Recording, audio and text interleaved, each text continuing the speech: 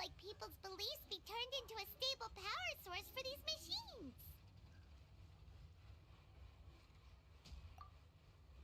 Oh, yeah! So that means the Hydro Archon relies on the machine to take the energy created by belief and turn it into power for all of Fontaine, right? Even though I've never heard anyone really put it that way before, it sounds like it makes sense. Besides Indemnitium, we have another type of energy called pneumosia. It isn't produced by the power of the Archon, but it is unstable by nature. Even now, it still cannot be widely used by civilians. I thought I'd find you hard at work, but here you are chatting the day away. Since you're already talking, I'm sure you wouldn't mind a few words with me. You again? Didn't I already promise you that I'd have the more I owe to Conferee of Cabriere by next month? Why are you hounding me now? Yeah, but how do we know that you won't go running off by the end of this month? I want 50% today. Wait, no, 70%. Huh? You... Seems business isn't so great for the workshop. We've already finished our job and delivered the materials. Maybe now's a good time to leave? Hey, hold on. Before you go around trying to collect payments, why don't you settle your own debts first? If Conferee of Cabriere wants to poach clients from Northland Bank, that's fine. But I'm afraid you still owe the bank a hefty sum of mora. So why don't we work things out between us first, before you get back to your little conversation here? You're from Northland Bank. But we said we'll pay everything we owe next month. Why are you hounding me now? Traveler, Paimon! I didn't think I'd run into you here in Fontaine. What are the chances? We're surprised to see you too! What are you doing here in Fontaine? You didn't want to stay in Snezhnaya? Long story short, I've already been in Fontaine for some time now, and honestly, things have been pretty boring. But it seems that fate brought our paths together today. Not only will I have some good friends here now, but ones who always seem to find trouble. Either way you look at it, it seems things are going to get a lot more interesting now. Pretty sure we'd want to avoid anything that you'd find interesting. Besides, our trip here has gone pretty well so far, right, Trev? Hey, you, Northland Bank boy. Aren't you forgetting something? Don't interrupt. It's not often I run into the Traveler like this. Why don't you wait for me over there for a while? You kidding? Aren't you the one looking for us? You really expect us to sit and twiddle our thumbs while you catch up with your friend? Listen to me, boy. If you want your mora, fine. Why don't you come and take it? Hey, I just said not to interrupt. Oh, by the way, Traveler, the last time I took Tonya and Tusser ice fishing, Tusser said... Hey! That's way over the line! All right, boys! Let's see who has to pay up now! Can you at least let me finish one sentence? Fine. Though the bank told me not to get rough with our clients. You're the ones who started it. This is an act of self-defense. You two will have to be my witnesses, okay? I'm sure this won't take long.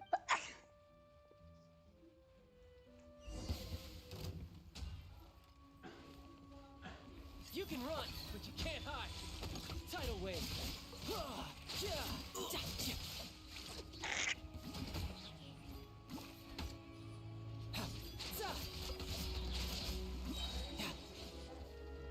Brace yourself. This is gonna hurt.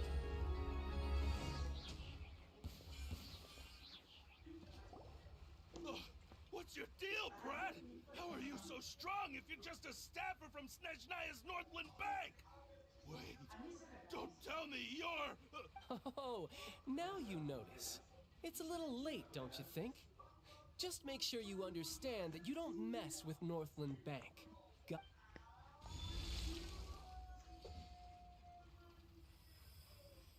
Huh? Now's my chance! Oh. Huh. That was weird.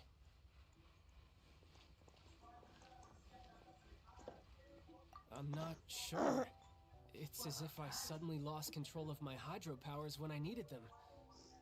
Maybe there's something wrong with my vision? Strange. How could that happen? First time Paimon's ever heard of someone losing control of their vision. Never mind. It doesn't matter. If I want to stay sharp, I shouldn't be relying too much on my vision anyway. Besides, I always have my delusion in case I need it. So what are you doing in Fontaine, child? I don't see its work for Northland Bank.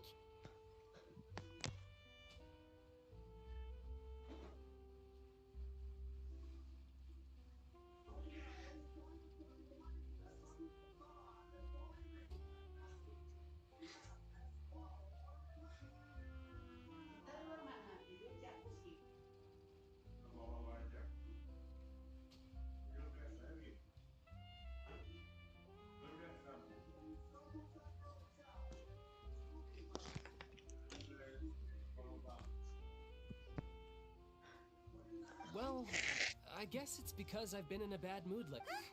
What could... I don't know. Maybe I still have a lot to learn about myself.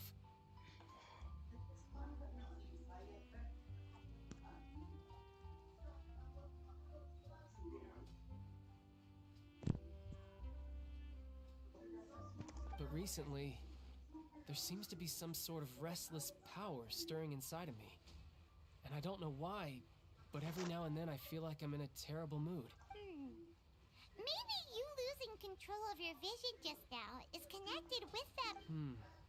That is a possibility. I can't remember if I ever mentioned it before, but when I was 14, I fell into some unknown abyss. It was during that time I learned nearly all of my abilities. The one who took me under her wing and taught me was named Skirk. She was always quiet and very mysterious. Nobody knew where she came from or what she had been through, and she was always very strict when teaching me combat technique. One time, I asked her why she was willing to take me on as an apprentice. From what I could make of her answer, because I had awakened it, and traces of it remained on me. She said that all my combat training would be useful in the future. But what is it? What did you awaken? She never explained that. But my guess is that it's related to a dream I saw when I had just fallen into that abyss. In my dream, I was in the deepest depths of the sea, and the boundless seabed was all around me. But in front of me appeared a whale that was so massive, I felt like I couldn't breathe. A whale? Oh, that sounds familiar! When we fought against you before, you summoned a huge whale that seemed to leap at us. Is that the one? That's just an abstract form of a whale that I create using my elemental powers. It takes that shape because the scene I dreamt of the whale has always been stuck in my mind. I'll never forget it. So you used the whale as inspiration for one of your moves? Huh. Seems a little twisted to Paimon. So why don't you just go ask your master? Maybe she knows the... You make it sound so easy. Ever since the incident I experienced there, I've never stopped searching for Master Skirk and that unknown abyss. But it's been years now, and I've still found nothing.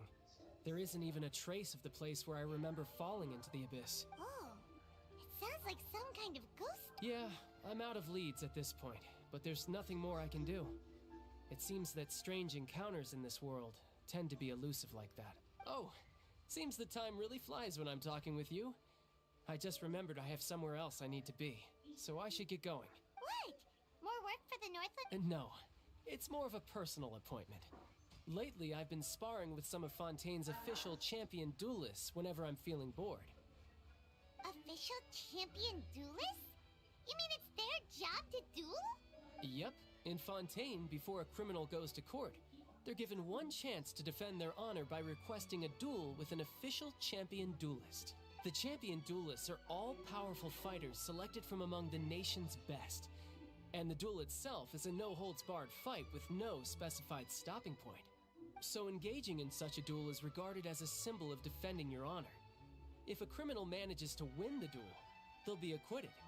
But if they lose, they'll have no choice but to stand trial. And the worst-case scenario is that you're simply killed in the duel.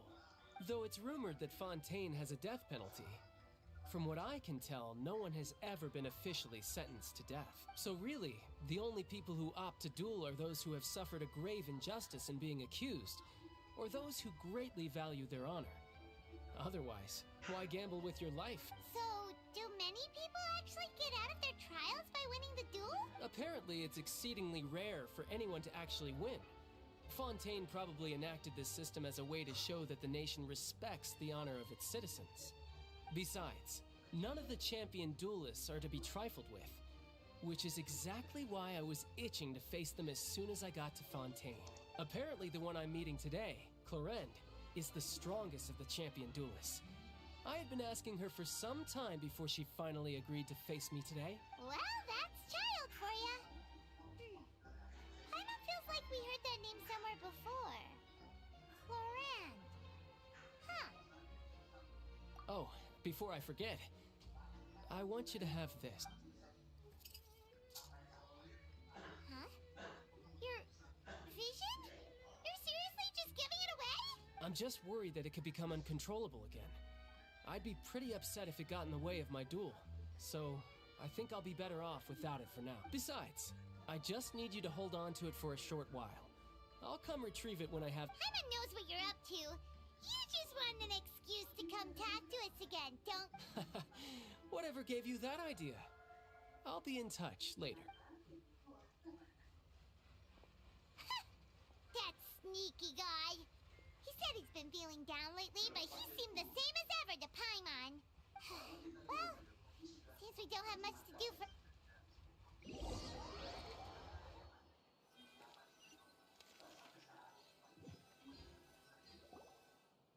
Wow! Who could have seen that coming? The reporter who was barely around for most of the story was the murderer all along! Sorry. Paimon was just surprised, that's all. Paimon never saw that twist coming. The murder mystery novels here are amazing! The whodunits here in Fontaine are a lot different than the light novels you see from Yai Publishing House. Both have their merits, but Paimon thinks this style of novels are more... well, novel. It's so exciting to reach the moment when the mystery is uncovered, especially in the one Paimon was just reading. You should buy a copy and read it too.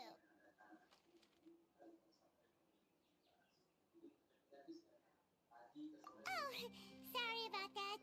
Paimon will be more careful. Hey, shouldn't we be heading to the Opera House this... Lenny said that the Opera House is on Aranillas, so let's go ride the Aquabus!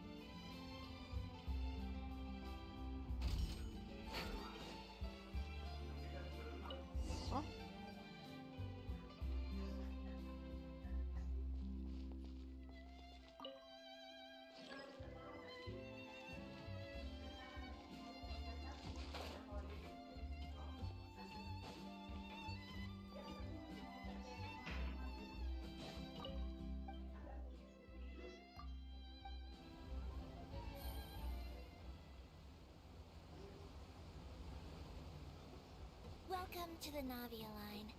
I am Elfan. The boat will be departing imminently. Please do not stick your head, hands, or other body parts outside the boat. The Aquabus operator is not responsible for any accidents or injuries resulting from doing so. Also, please remember to buy the Steambird, though I don't read it myself.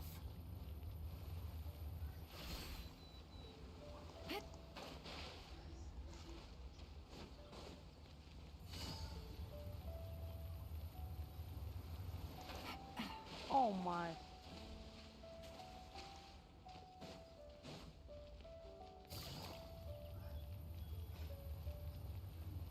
Take it easy. Take it easy.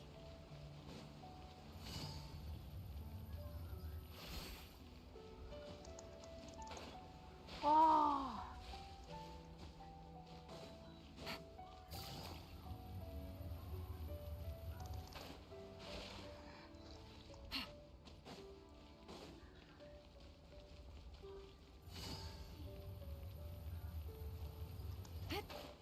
Take it easy.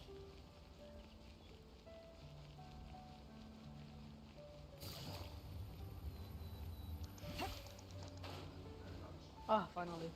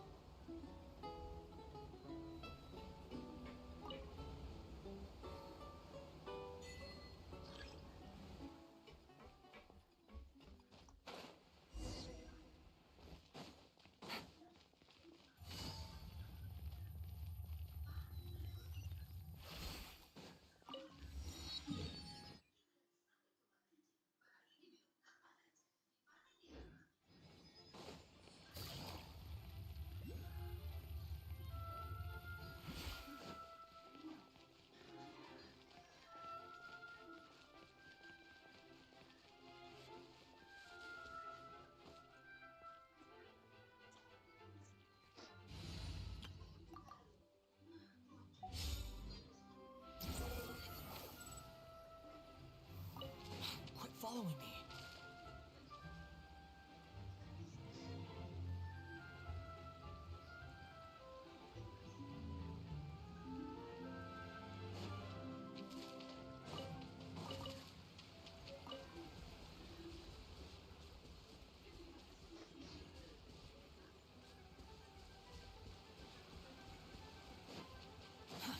Too slow. Quit following me. Too slow. The wind rises.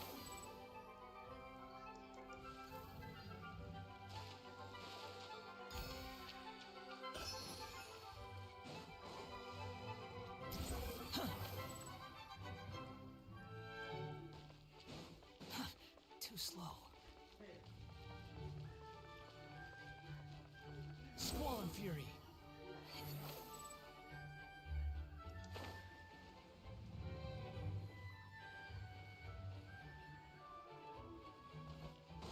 The wind rises.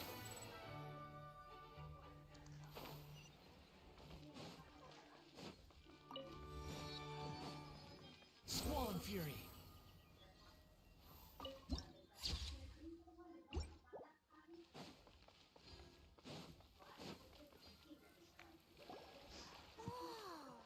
Now this is fancy! The Opera at the Clays. What a place to hold a performance! No wonder Linny and Lynette were looking forward to it. Huh. Looks like there's a lot of people standing around the fountain up ahead.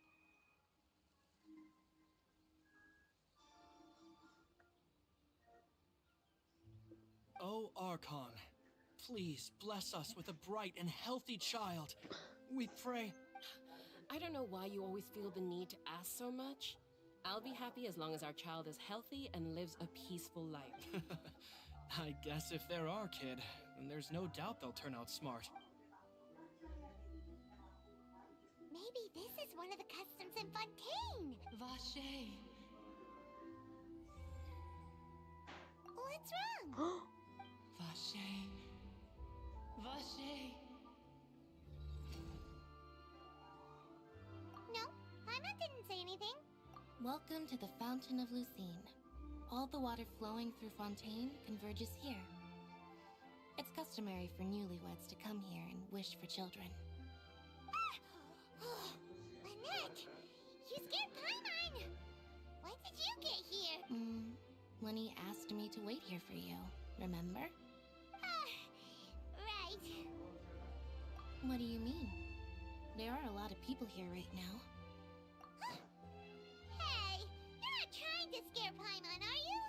Besides, it's the middle of the day. It's not the time for eerie things. I see. In fact, you might not be imagining things at all. I suspect that what you heard is a result of your hypersensitivity to the hydro element. Others in my family have had similar experience. It's because of his sensitivity to the hydro element? But what would hearing a voice have to do with elemental power? When do you cry, Paimon? Wait, what? What? Just answer me. When Paimon's really sad? Oh, and when Paimon's super happy. Oh, and also when Paimon's really, really scared. Then you should understand that tears contain your most intense emotions. Like I just mentioned, the Fountain of Lucine is where all the flowing water in Fontaine converges. Even the tears that fall to the ground will eventually gather here. So maybe what you heard was the intense emotion coming from someone's tears. So, what did the voice say? Huh. Rather than worrying about them, we should worry about my Don't let that calm look of his fool you. He tends to get pretty nervous just before a performance. So chatting with Linny might help. Oh, right. That makes...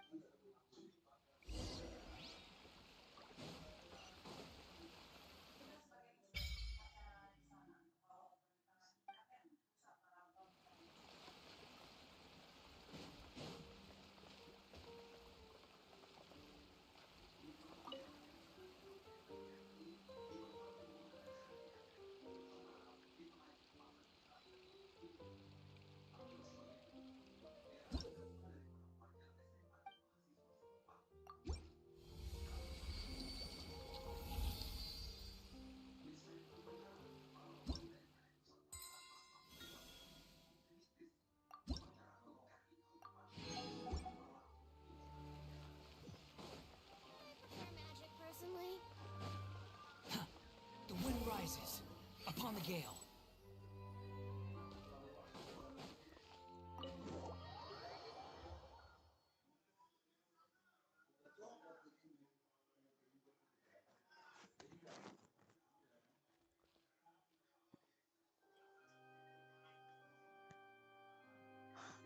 Traveler and Paimon, good to see you.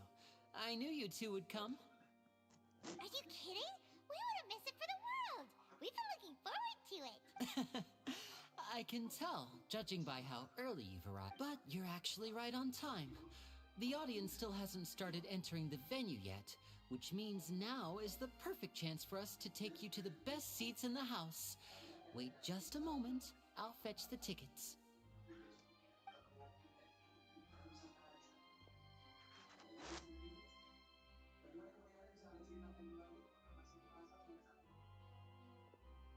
The Opera House has assigned seating, so you always have to make reservations. I've already reserved your seats, and here are your tickets. Ooh, front row seats. Thanks, Linny. Don't mention it. There's no need to keep thanking me. Hey, Linny, could you come over here and take a look? Oh, I'll be right there. Seems there's an issue with the stage props over there. That's Cal, my assistant, calling me. I'll go lend him a hand.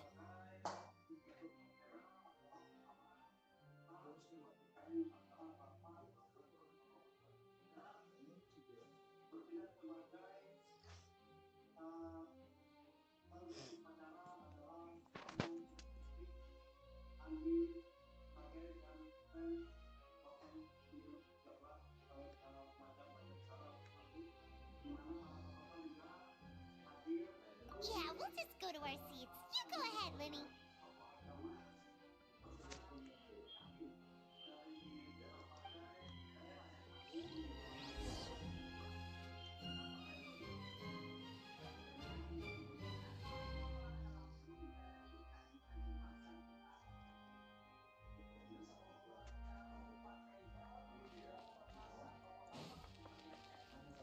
Quit following me.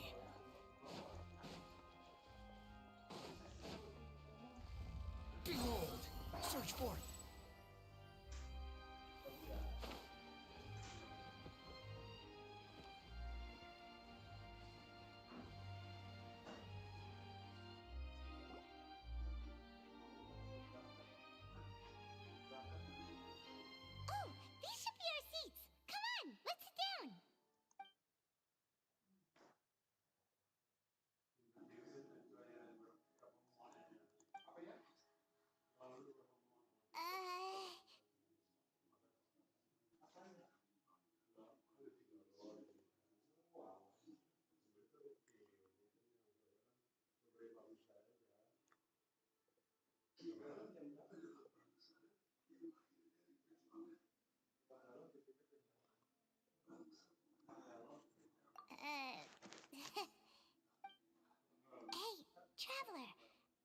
we should strike up a conversation with the person next to us.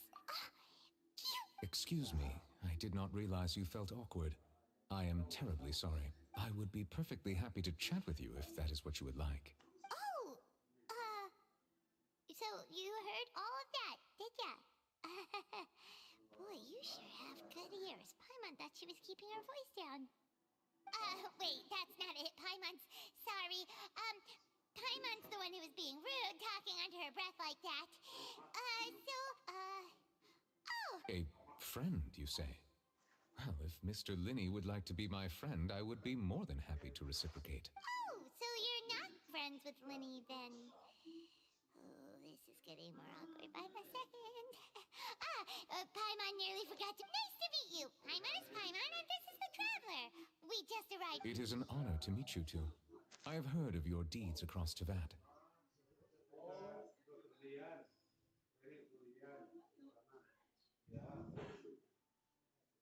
And as required by proper etiquette, I will also... Oh, Monsieur Nervillet. What an honor it is to have you... Ah, Mr. Linney. I should say it is in fact an honor for me to see your performance in person.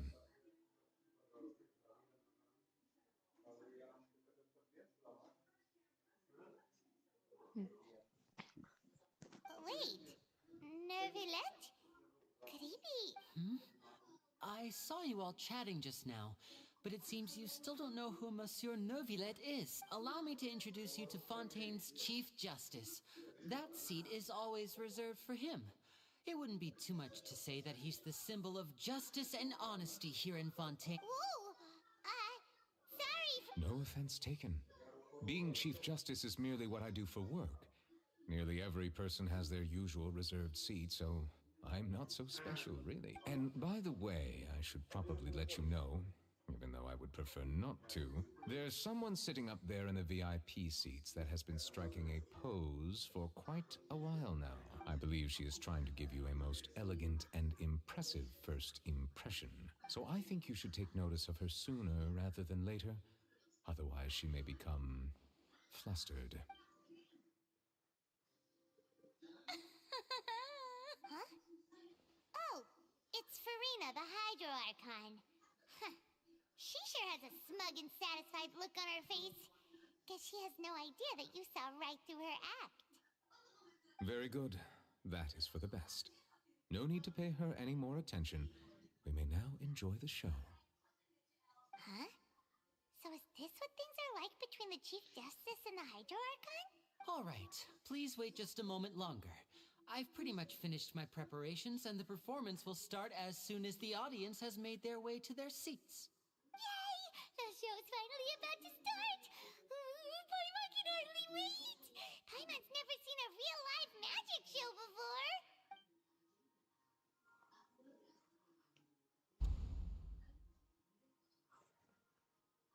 Oh! They're dimming the lights! The show must be starting! Sorry. Paimon will try to stay quiet. Welcome, one and all, to the Opera Epiclese. I am the star of today's show, Linny. And over here is my sister, Lynette, who will be working as my wonderful assistant. Please, let's give her a... Hello, everyone. I know she may seem to be a little sleepy right now, but that's just a sign that she's nervous. Whatever. Now, some of you may be thinking, two vision holders who can freely manipulate elemental powers performing magic is not true magic at all. So, I would like to take a moment to assure you that elemental powers will have nothing to do with what you will witness on the stage today.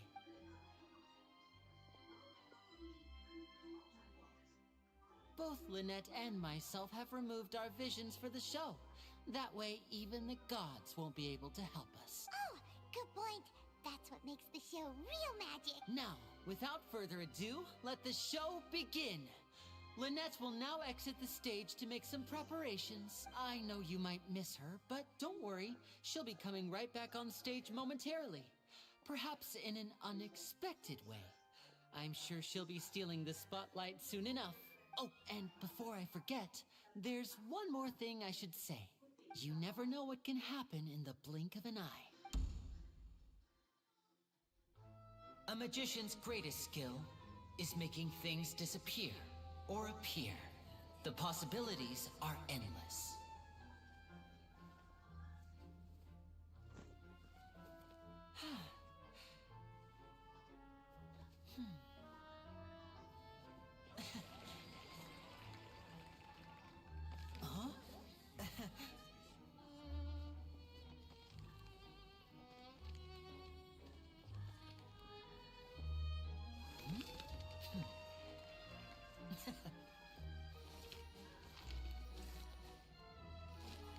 Yo. But this isn't what you came for.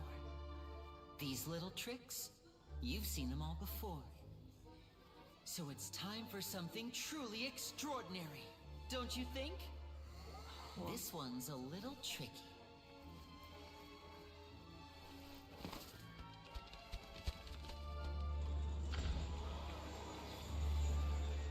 Using this water tank, I shall make my sister vanish completely, right before your very eyes.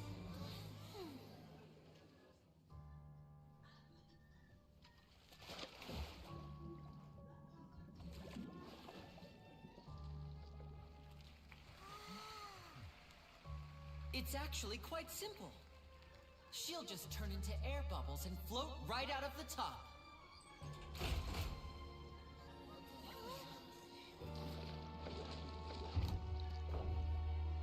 Oh no! I told them to check all the props carefully. With the lid on, even air can't escape. An amateur magician would be getting very nervous right around now. Luckily, it's me on stage, so let me show you what a true virtuoso can do.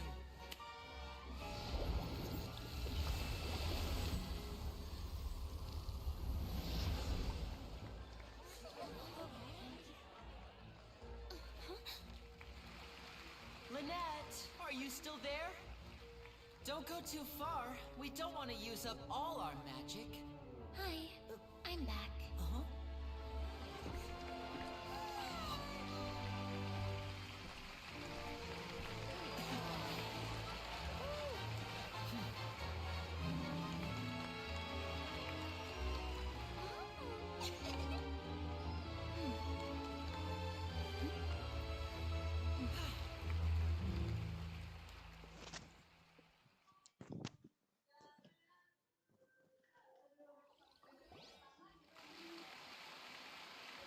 Whoa! What in the world just happened? How did he do that? Paimon didn't see him do anything. Wasn't Lynette inside the water tank? How did she disappear and then reappear out of nowhere? If we could see easily through his tricks, then that would mean that his skills are still lacking. To appreciate magic, you should focus on the show happening on stage, rather than getting caught up in trying to see that which has been intentionally hidden. Guess you're right. Paimon couldn't believe her eyes when Lynette reappeared. Amazing! Thank you everyone. I'm glad you enjoyed that performance. But our magical journey has only just begun. I've prepared even more astonishing surprises for everyone here. The magic of transformation and disappearance can go far beyond what you've just seen. I'm sure many of you are thinking that escaping the water tank was impressive enough. But Lynette is still my assistant after all. In which case, I have ample time to make all necessary preparations. So, for my next trick, I will require the participation of one lucky audience member. Please, if my assistants could bring out the magical boxes now. There are 2 boxes and only 2 boxes. One is here, and one is there in the aisle among the audience. I'm sure many of our clever audience members have already guessed our next magic trick. Our lucky audience member and I will each enter a magic box. After 1 minute, we will each emerge from the opposite box. Now please, everyone pay very close attention to the box you see here. Don't give me any chance to make a move. Wow! How's he gonna do? Hey, do you think this is all magic tricks, or does Lenny have actual superpowers? The lucky audience member will be generated by this random number selector. It selects numbers entirely at random. Even I don't know who will be chosen to participate. Now then, let's begin.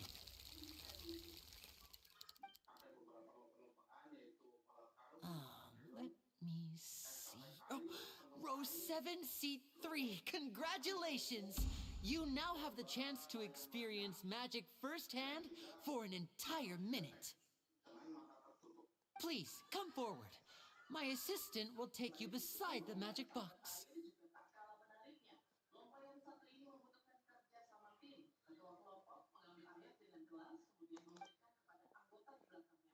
I'm sorry, it might be a little cramped inside, but no need to feel nervous. We've carefully arranged everything for you to be as comfortable as possible. You don't need to do anything, but no matter what strange things may happen, don't come out of the box. If the magic is interrupted, who knows where you might end up? You might even find yourself in the Fortress of Meripede. Oh, okay. All right. Before I enter the magic box, there is one more thing I need to ask the audience to do. Could you all give me a countdown? Like this. 60, 59, 58. Just keep counting down. You can go a little faster or slower if you like.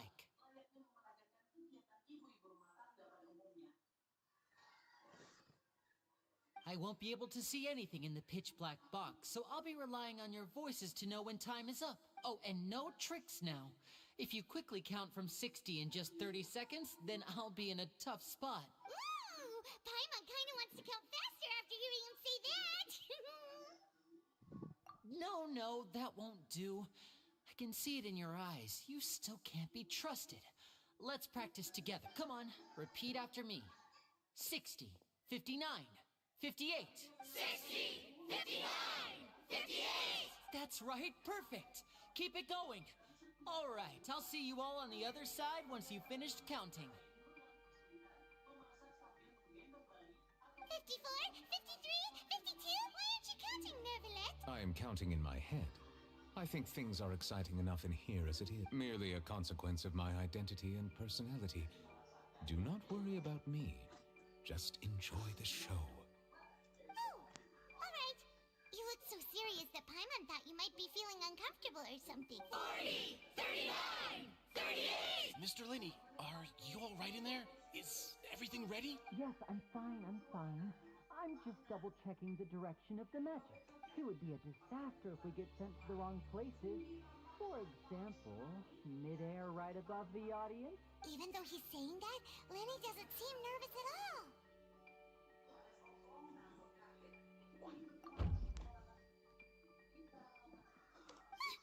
What was that noise? Did you hear it too? Not sure.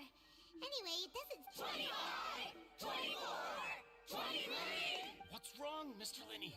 I can still hear you moving in there. I seem to have accidentally knocked over a decoration.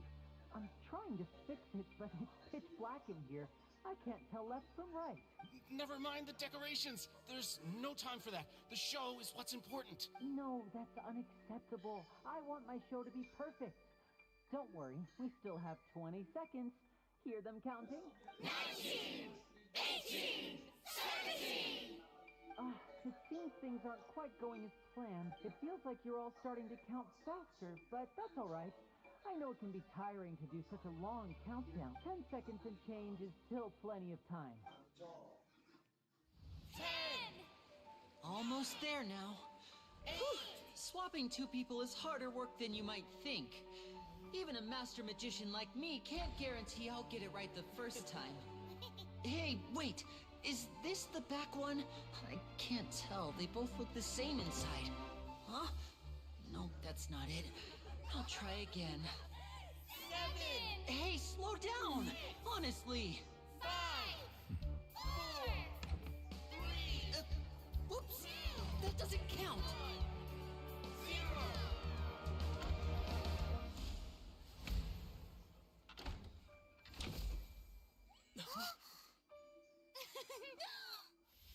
Ta-da!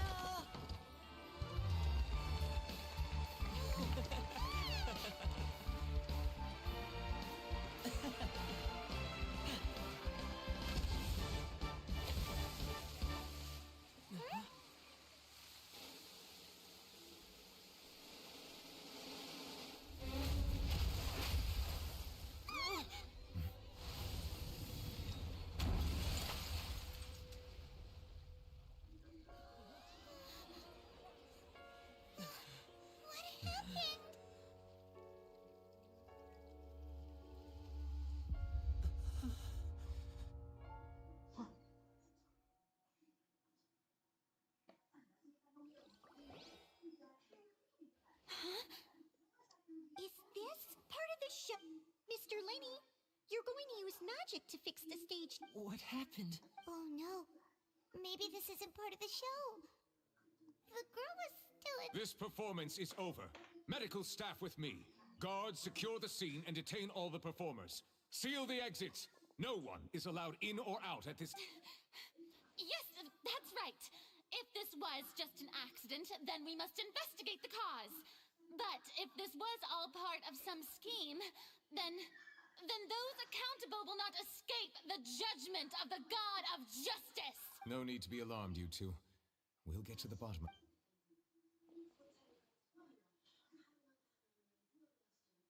Unfortunately, the person who is in the magic box has been pronounced dead. His name was Cowell, one of the assistants in Linny's magic troupe. Apparently, the fireworks on stage ignited the ropes that were suspending the water tank, which then caused the tank to fall onto the stage. Oh. As of now, we are still not sure why we found Cowell in the box, rather than the guest from the audience. And after an initial search of the area, the guards have confirmed that the girl is nowhere to be found. It appears that this incident was not merely some mishap with the performance, and there are many indications that it is connected with the case of the serial disappearances of young women. The serial disappearances? That's the case that Charlotte mentioned before.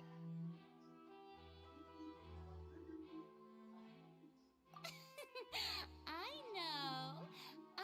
know the truth. I can see through the whole thing.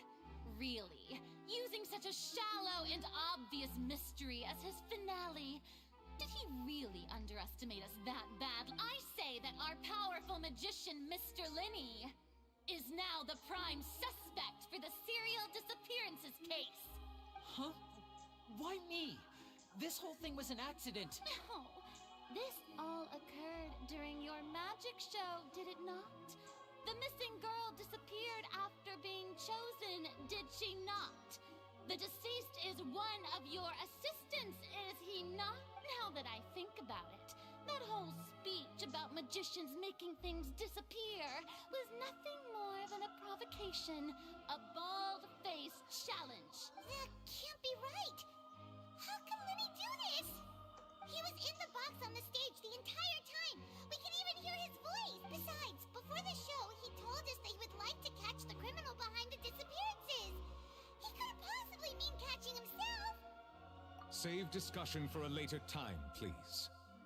Lady Farina, may I assume that your comments just now constitute an accusation against Mr. Linny and his associates, and that you are pressing charges? Huh? I just think that he... Well, I think it might be a little early to talk about formally pressing charges. But what Lady Farina said just now makes perfect sense. Looks like she's gonna personally deliver justice. A kidnapping and murder carried out under the cover of a magic show. Lady Farina said it all. I mean, of course, my dear people. But what excites me even more than the obvious truth before our eyes is the opponent I'll be facing. That's right. I mean you, traveler. You'll support Linny, won't you? After all, he was the one who helped you the first time we met. Then there's no problem at all.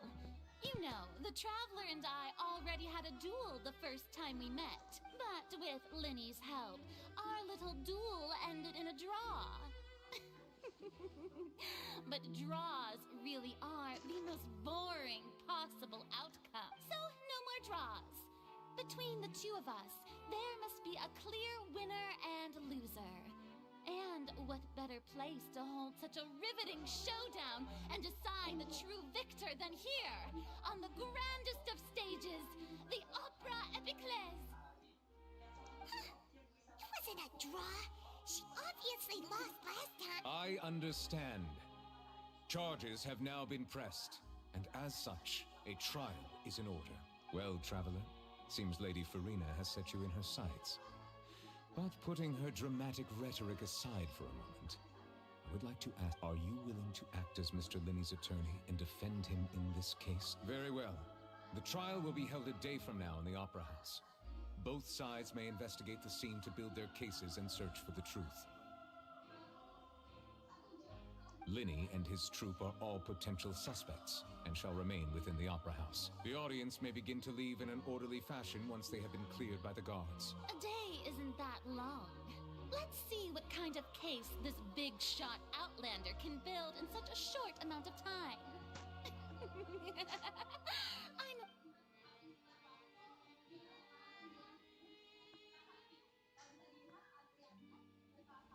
Linny! Sorry about everything that happened just now. Of course! Who wouldn't be scared after witnessing an act? Yeah, I'm a little shaken up myself. I know you already claimed that you would defend me, but now it's just us talking. Tell me, do you think I could possibly be the murderer?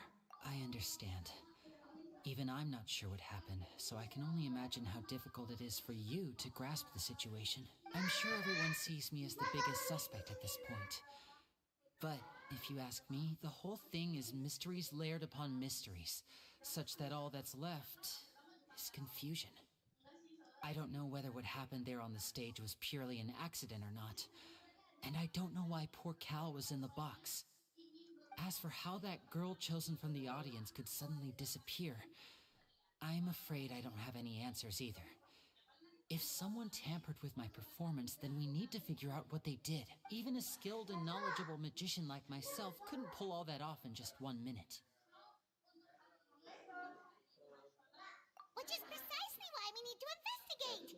As this book says, the impossible could not have happened.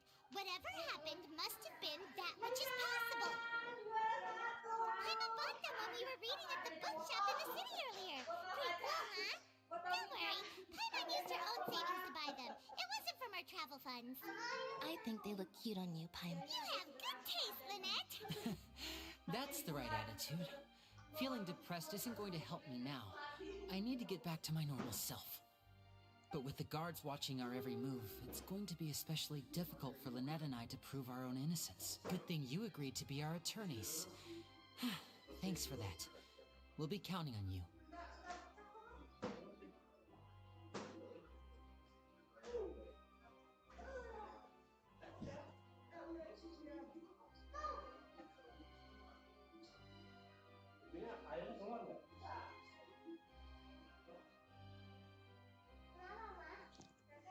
Kayaknya ini Fontaine kayak Thank you so much. berbasis di Prancis. Yeah, just leave it to...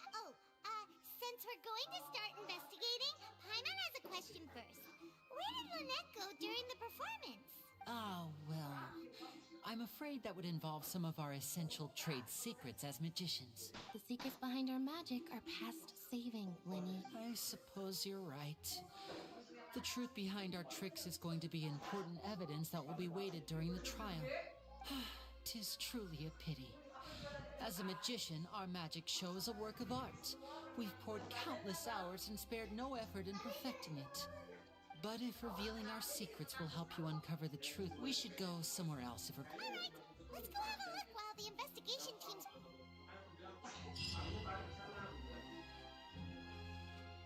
Hello, officer. How's the investigation going? Ah, I see. You must be the traveler that Lady Farina mentioned. Listen, I'll be perfectly honest with you. I'd avoid getting mixed up in this whirlpool of a mess if I were you. Come with me and you'll see. The deceased is one of Lenny's assistants named Cal. Even though he hadn't joined the troupe long, he was hardworking and everyone generally liked him. The assistants are usually in charge of setting up and inspecting the props, as well as assisting with the show and keeping the crowd engaged. As you probably saw when you were in the audience, the water tank suddenly fell and smashed the box with Cowled inside it. Papa.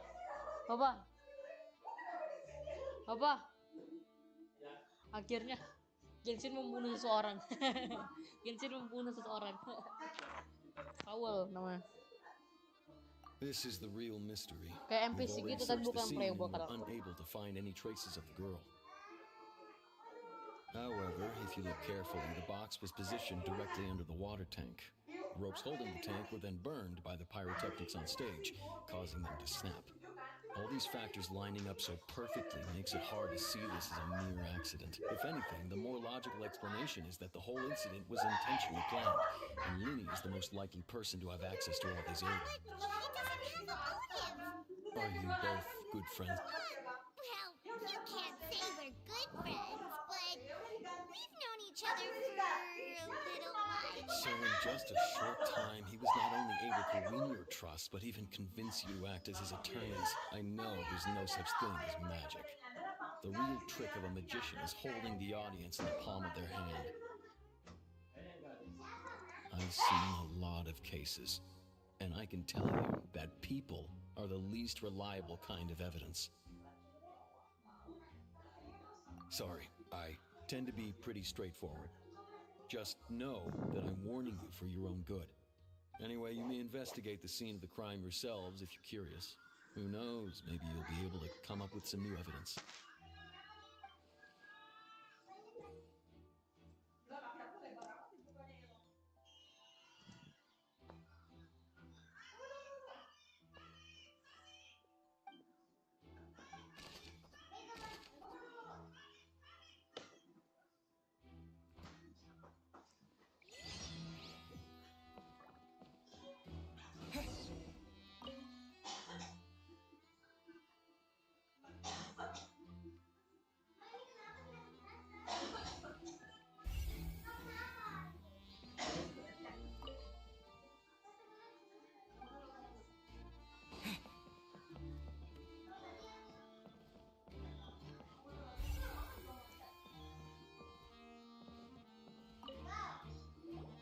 So this is the rope that broke and caused... The rope looks pretty durable. How can it be burned through so quickly by fireworks? Why are you suddenly so serious, Traveler?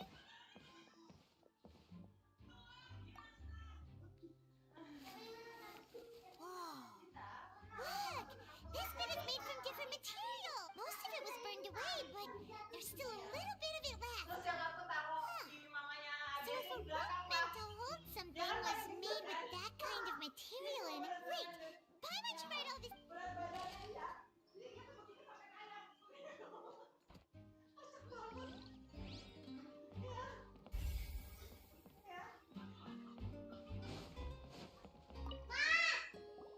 Hello there.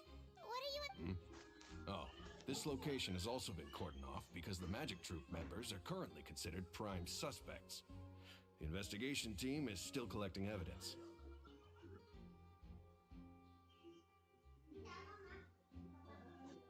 The seats were all booked in advance, so we were able to deduce the missing woman's identity by checking the guest list.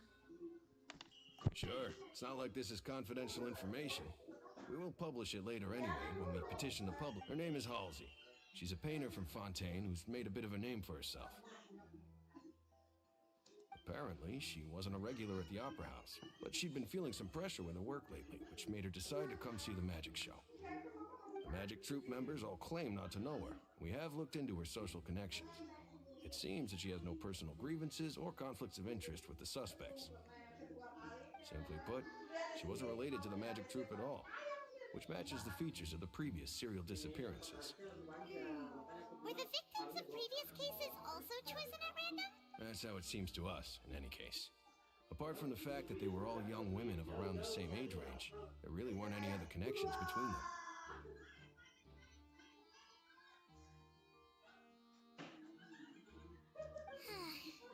Okay then. No need to be so formal. If you do happen to see the missing girl, please be sure to contact us. It is of utmost importance that we get to the bottom of these disappearances.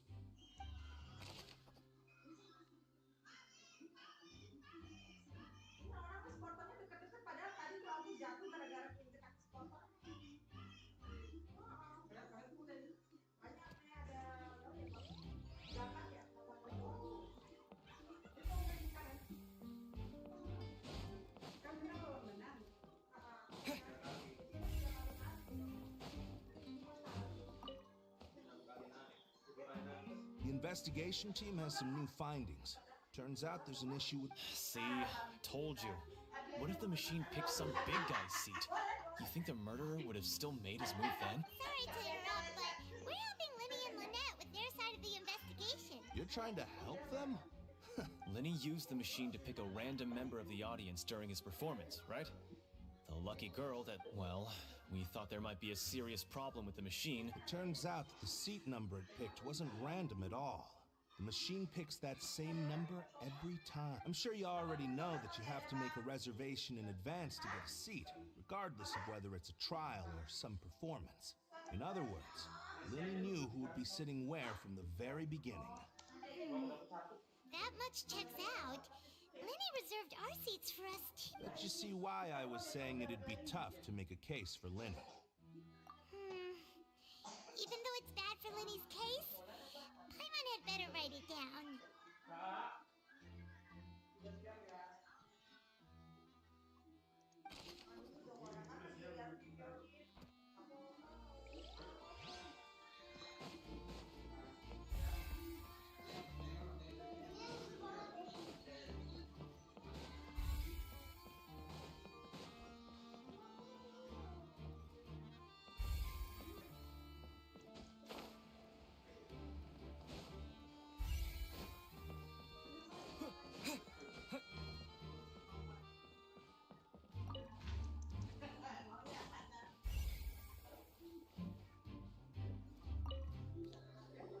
I see that you're investigating the area. Well, it just so happens that I'm interested. If you find any new and interesting... We don't have too many... The flood? Oh! Yes, exactly. It wasn't terribly loud. It's just that everyone was awaiting the results of Linny's trick with bated breath. So no one paid it much mind. But now that the incident has happened... I'm of the opinion that it may have been when the pyrotechnics went off, she cut the rope, sending the water tank crashing down. Wait, wasn't the noise we heard too loud for that? Perhaps the balance wasn't right, leading to a particularly rough landing. Oh, that's true. That does remind Paimon...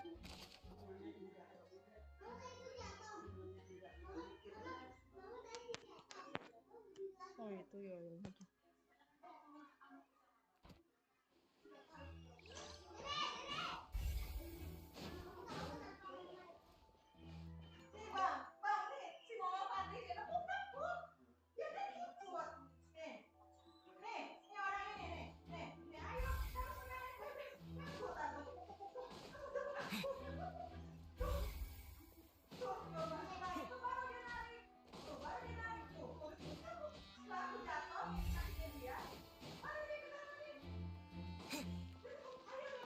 Linny's still talking to the guards. It seems he'll have a lot of explaining to do. I think someone will be assigned to mod...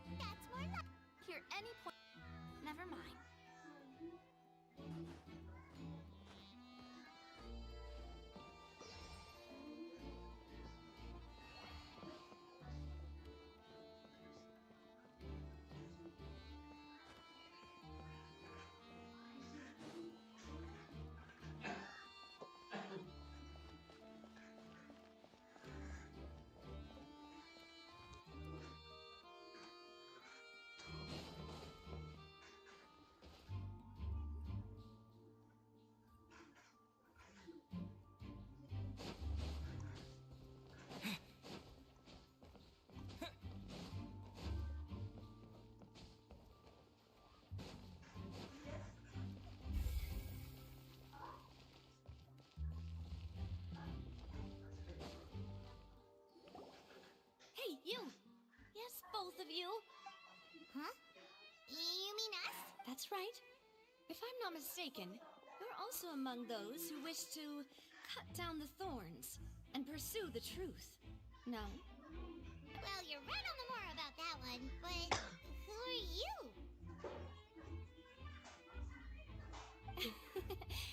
Have you never heard of the Spina di Rosula? From mediating disputes and providing protection to solving conundrums, you name it, and I, Navia, have the honor of being its renowned president. Though those who play by our rules call me boss. I'm Silver, her attendant. Pleased to meet you. And I'm Melus. Demoiselle's various daily needs and affairs are under my purview. Huh? Boss? Demoiselle? What gives with the names? Well, I am the second generation president. Malus and the others are still used to my previous title. My apologies, Demoiselle. Should you prefer, boss, I will endeavor... No need. You don't have to call me boss. Just Navia is... Okay, if you say so. All merely trifling details. Never... That's right. I've always kept an eye on... Judging from the look of things... Really? We think so, but how did you come to... Intuition, naturally. Farina sure was quick to point the finger at Linny without any decisive evidence whatsoever, wasn't she? But that's not uncommon for her. If you remember, the Justice had to interrupt her and ask if she was pressing charges just to keep her from getting carried away. Anyway, a trial begins the moment someone levels charges. And, of course, there was no way Farina was going to back down in that situation. Sounds more like you just don't trust that. Well, what's your opinion? I must admit that she can be interesting at times, but liking her doesn't mean that I'll blindly agree with her. All right, I've answered your question. Now, it's... Wait a minute! Well, I say it does. But don't... In your opinion, do you think it's right to treat a trial like it's an opera? Well... And why would that be? Most astute of you, Demoiselle. I, too, think that the Traveler's response was most excellent. No matter how wonderful the script or how fervent the audience's expectation, and if that can be done... All right, that's quite enough. I need to make some preparation. Wait! That's more like it. Far be it from me to... You wish to save a friend. You have a point. And what about you over there? What do you think? You seem like you've got something on your mind. I have nothing to add. Oh. We'll be making some preparations first.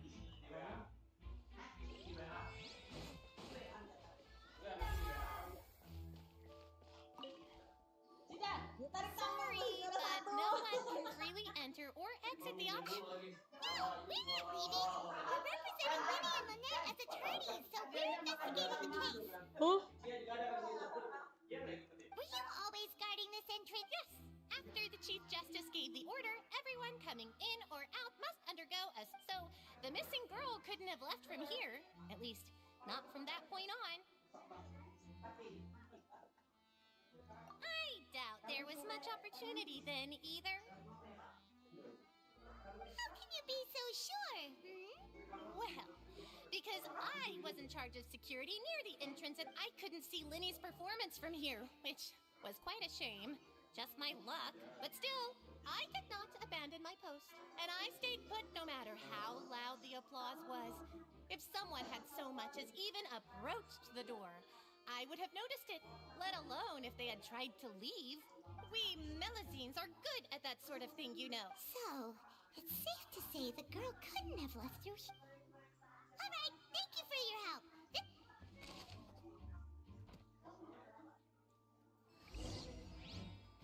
We've checked everything of note here at the performance venue. My mom wonders how Linny's discussion with the guards is going. Let's go see, shall we? Understood. Then I will be going with you. Just so you're aware, I will be monitoring your actions and making notes as necessary. Very good. Thanks for being so agreeable. I'd pull a rose. You may spare the pleasantries. I'm just doing my job. You've arrived. Who's this? Me? We've checked everything of note here at the performance venue. My mom wonders how Linny's discussion with the guards is going.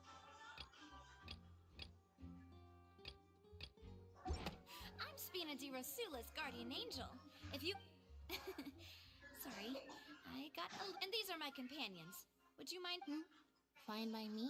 Oh, new helpers? Well, let's just say we're tagging along. It's not every day you get to see the secrets behind... I appreciate your kind interest. Come with me. We'll be heading below stage. Huh? Below stage? Yes. Oh, but before I reveal everything, you should have a look first. Notice anything strange here?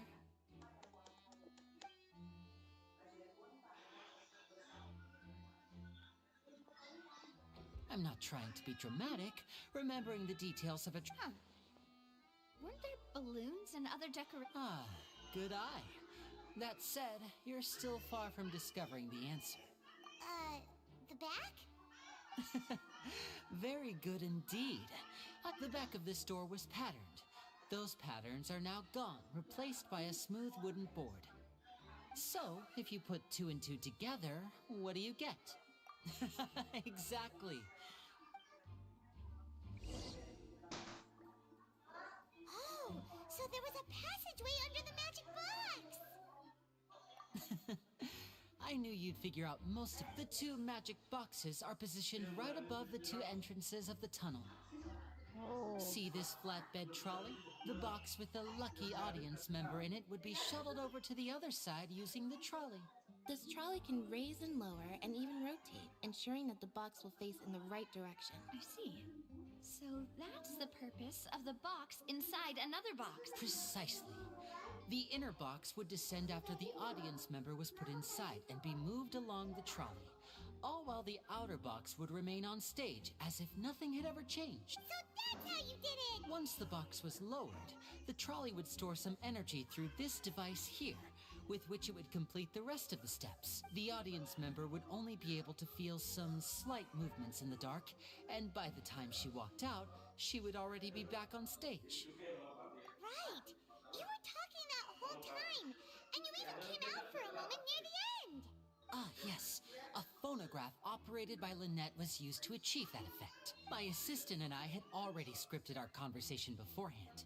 When the countdown began, I had already gone to the opposite box via a tunnel using that ladder. And what about Lynette? Where was she? I was in the mezzanine space in the back of the box. Oh, interesting! That's how we were able to coordinate Linny's lines with the assistant. And, by the way, I was the one who walked out of the box at the end. I mean, we are twins. All it takes is a change of clothes and no one can tell who's who. And that's my favorite part of this trick. Only Lynette and I can perform it. So that's how it all worked! Wow! Every detail you revealed was more amazing than the last! Lynette would briefly walk out of the box and then go back in, jumping into the tunnel and escaping before the box on the trolley could finish ascending. And then I walk out of the other box in the audience area, and the trick would be complete. The operative word here being would. But as you saw, Cal was in the box, not our audience member. She, on the other hand, mysteriously vanished.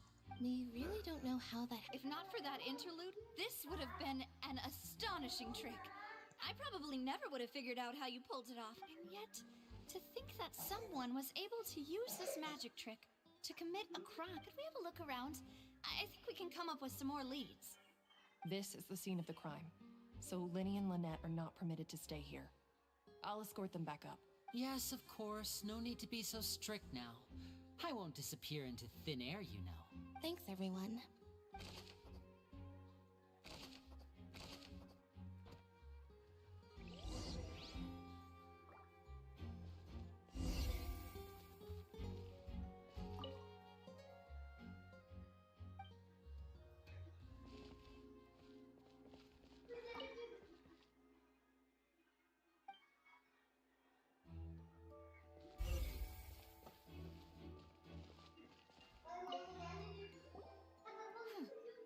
What's this? Looks like a hook tied to the end of a rope.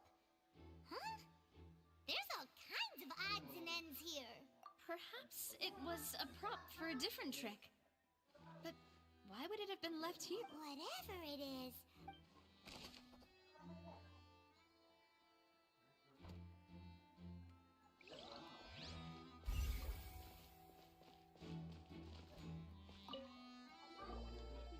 The floor is wet. Please be careful not to slip. Speaking of which, why would there be water? Oh, Paimon knows! It's one of those tricks where you pour water into a jug and then flip the jug over only for the water to disappear. And here's a broken vase. Huh. Did the trolley knock it down while moving? That can't be. The trolley moves along tracks from start to finish. It couldn't have hit the vase.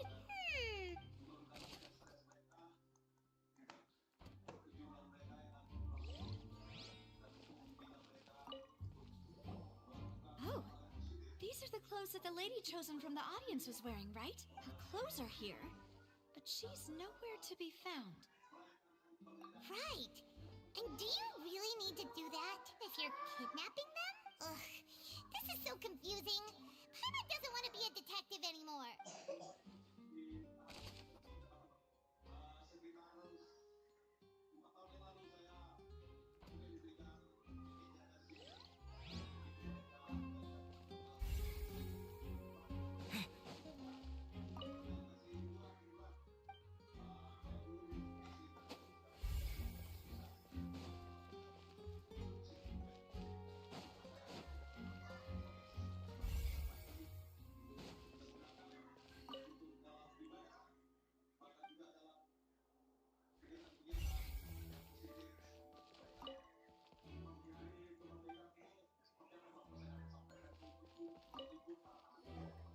What is this place? It seems someone could fit through here. Could this have been the suspect's escape route? Alone, perhaps.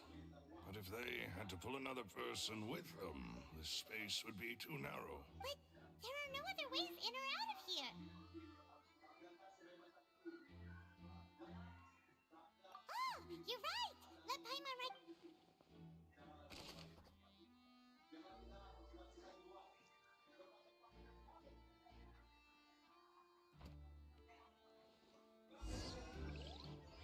Seems we're just about done investigating down here. Yes, let's head back up.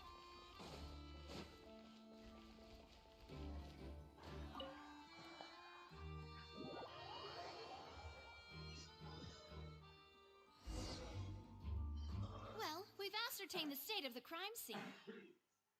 Let's find a place to sort out our findings once Malus returns. Seems to me that there are several things that don't add up. Apologies for the wait. So, what did the guards say? Did the They believe the odds of that are very low, since the vent leads to the Opera House's basement. The guards have checked the area carefully. No one left through the basement during the performance or after the incident, and no one was found. So the tunnels become like a secret chamber then. You know, like the kind you usually see in novels. The plot thickens. Halsey's disappearance and Cowell's death are both quite inexplicable. No wonder Farina was so confident in her accusation. All the current evidence points toward Linny and Lynette. In other words, the charges are very likely to be upheld unless we make some considerable progress. Charges and then trial. So if the charges are upheld, they'll announce a sentence? That's right. This is how a trial goes in the Opera House. During the proceedings, the Chief Justice and the oratory, that's right. This is how in-depth the statements from both sides, the defenses from attorneys, witness testimonies, and even the audience's emotions will all be projected on the oratrice. To put it simply, it's as if the oratrice has its own will, and is a judge in its own right. This also precludes any kind of favoritism on the part of the Chief Justice. And not that this has ever happened anyway. Once both sides have finished speaking, the Chief Justice will make his final decision. This, too, will be used by the oratrice as a reference. Then, finally, the oratrice will be consulted by officials. The result it returns is the will of justice itself. Huh? So that machine is the one that actually decides? Paimon thought Neverlet called the shots. In practice, there is very little difference. Both have always come to the same judgment. Ah, yes, the guards also asked me to convey that none of us will be allowed to leave this place before the trial. Huh? Why? Because we've chosen to act as the twins' proxies. That makes us persons related to the case. They're concerned that we might be colluding with outside parties, or that we might find outside help to disrupt the case. And even if that were not so, it could prove problematic if we happen to spread key information about the case ahead of time. I'm ready to break out at any time. Whoa! There's no need for that! Paimon thinks they have a point. That said, are they providing food? Of course. I just hope you don't mind the lack of options. I'm afraid that catering to all tastes is not in the cards, nor is any guarantee of balanced nutrition. In that case, let's just sort out our findings together here. Pity. I was hoping to take you to try some of Fontaine's famous desserts, too. I mean, what better way to properly think through our findings than over some tea and sweets? Huh. Breaking out suddenly doesn't seem like such a bad idea after all. Just kidding! Just kidding! Paimon will still do her best, even if there are no snacks. What do you mean, no snacks? Of course we'll have snacks. If we cannot buy some, then we'll simply make some. Huh? Understood, Demoiselle. Everyone, please come with me.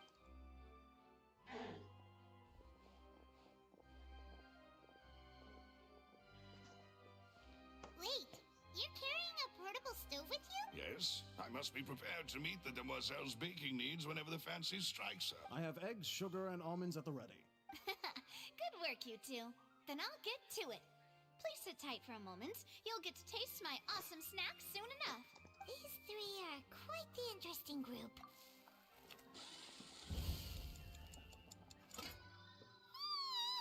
And Paimon thought it smelled good while it was still in the oven. Oh, it's even better now. Paimon can't stop drooling. From the way you had these two guys carrying all that stuff around, Paimon thought you'd have them do more during the baking process. But you ended up doing the entire thing by yourself. Beating the egg whites, grinding almonds, everything. I was applauding. And I was giving encouraging smiles. Paimon was just thinking. Aren't you worried about getting your fancy dress dirty beating egg whites? Well, I don't think it's carved in stone anywhere that fancy ladies can only read books, sip tea, ride horses, and play the piano. I just really enjoy making snacks. Don't underestimate beating egg whites, by the way. It's a real arm workout. You also need to beat them to just the right consistency, or your macarons will crack. Anyway, give these a try. Fresh out of the oven. There's 3 for each of us. Only 3? Well, eating too many sweet treats might send all that sugar to your head. You wouldn't be able to think clearly about the case on a sugar rush, would you? Tea is ready to be served as well. This is Demoiselle's favorite. No need for concern. I'm merely... All right, then. Down to business. However, the magician twins could have committed the... Exactly! Why would they do such a thing right when everyone was watching?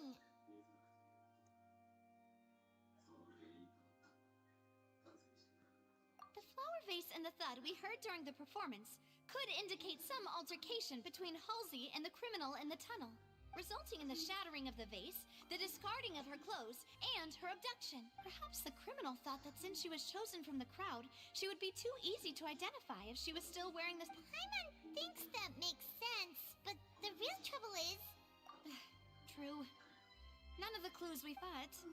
The only people left to consider are both technically victims, whether it's the missing girl, Halsey, or poor Cowell. Huh. Could Halsey have secretly made modifications to the magic props in order to murder Cowell before making her escape? That's right.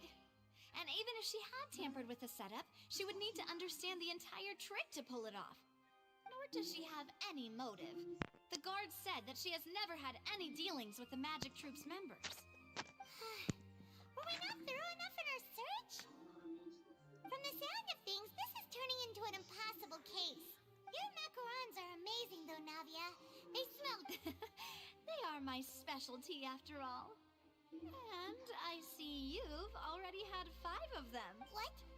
5? Oh, that can't be right. Please don't worry about it. At my age, a few less sweets might actually... No. Being greedy is one thing, but Paimon knows how to count. Besides, Paimon knows knows that if she ate too many, then others wouldn't have enough. Wait, even you don't believe Paimon? How could you? If Paimon ate those 2 extra macarons, then may they turn into stone in her stomach! All right, we get it. Well, I suppose one of us might have gotten too engrossed in our chat and eaten them by mistake. No big deal. Malus, set up the stove again if you would. Huh? Making sure everyone gets 3 macarons, of course. Exactly. We don't want to trouble you. As you wish, demoiselle. And I have the egg Well...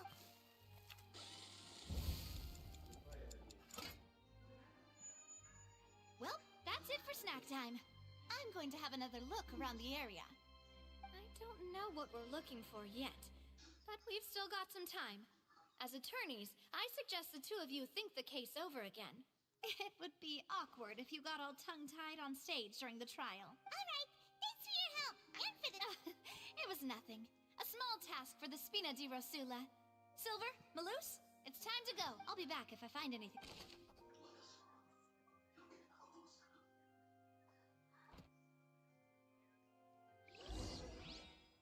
All right, it's time to put our heads together. We've got to get our defense ready for the trial. Oh, it's probably gonna be a long and difficult case.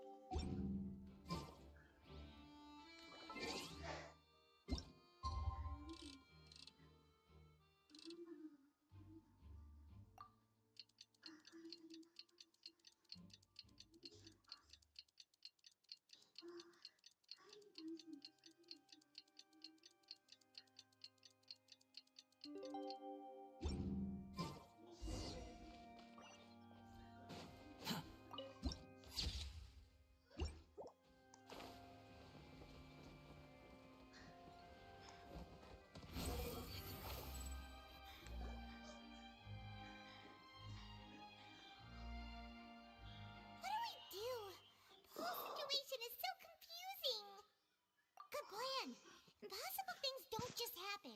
We'll get to the truth one way or another. Just relax. Even if everyone else suspects Lenny and Lynette, at least we will be supporting them from the stands. Besides, I doubt Farina understands any more about what happened than we do. Thanks, Navia. Well, we'll be going then. Best of luck to you.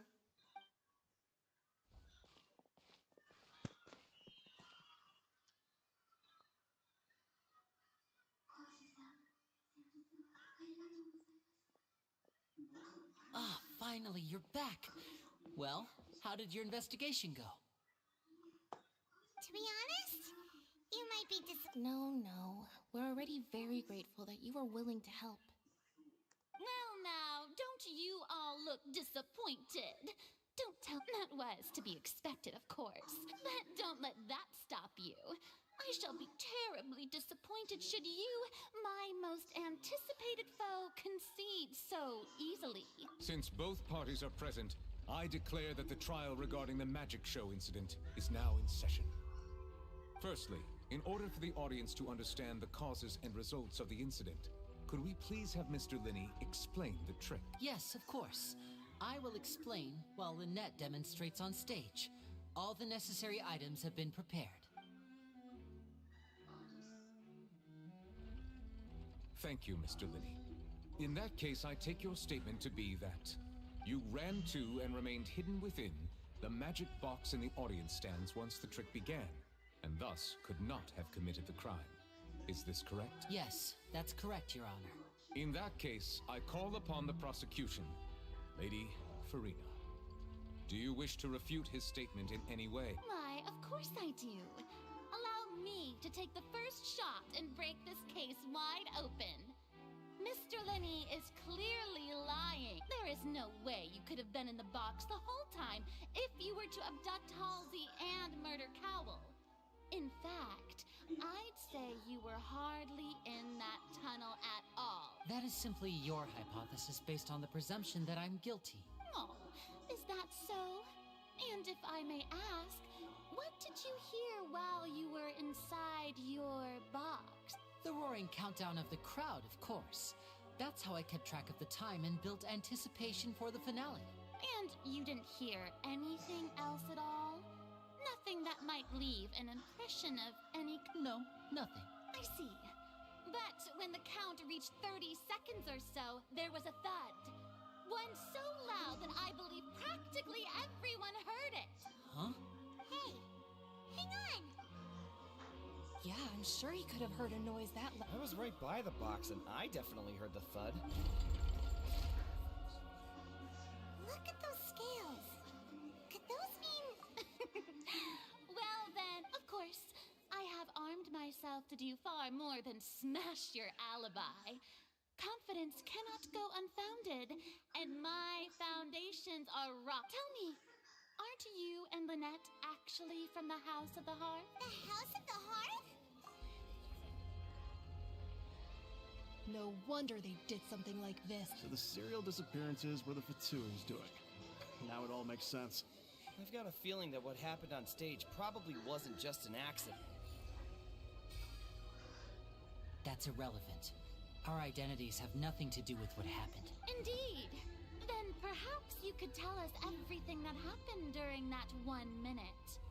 Your first priority is to prove yourself innocent after all. I'm sure there is little that needs to be kept. The Outlander is speechless. My, oh my, don't they look flabbergasted?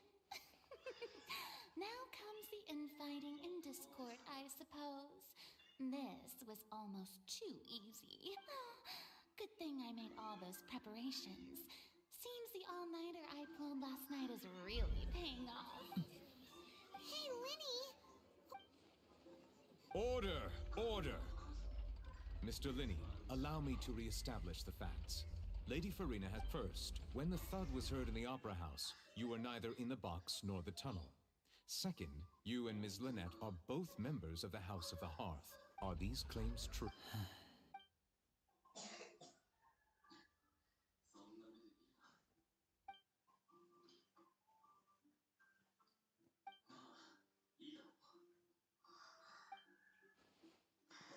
Please answer my question, Mr. Linney. I'm sorry. Yes, they're true. I knew it. Well, that's it. We might as well move on to the sentence. What should we do now? Granted. In that case, what is your request? Is that really necessary? They're already... The defendant deceived their own attorneys. What is there left to discuss? Order! Order! Your request is reasonable, and we shall adjourn. So you would stick to Mr. In that case, my dear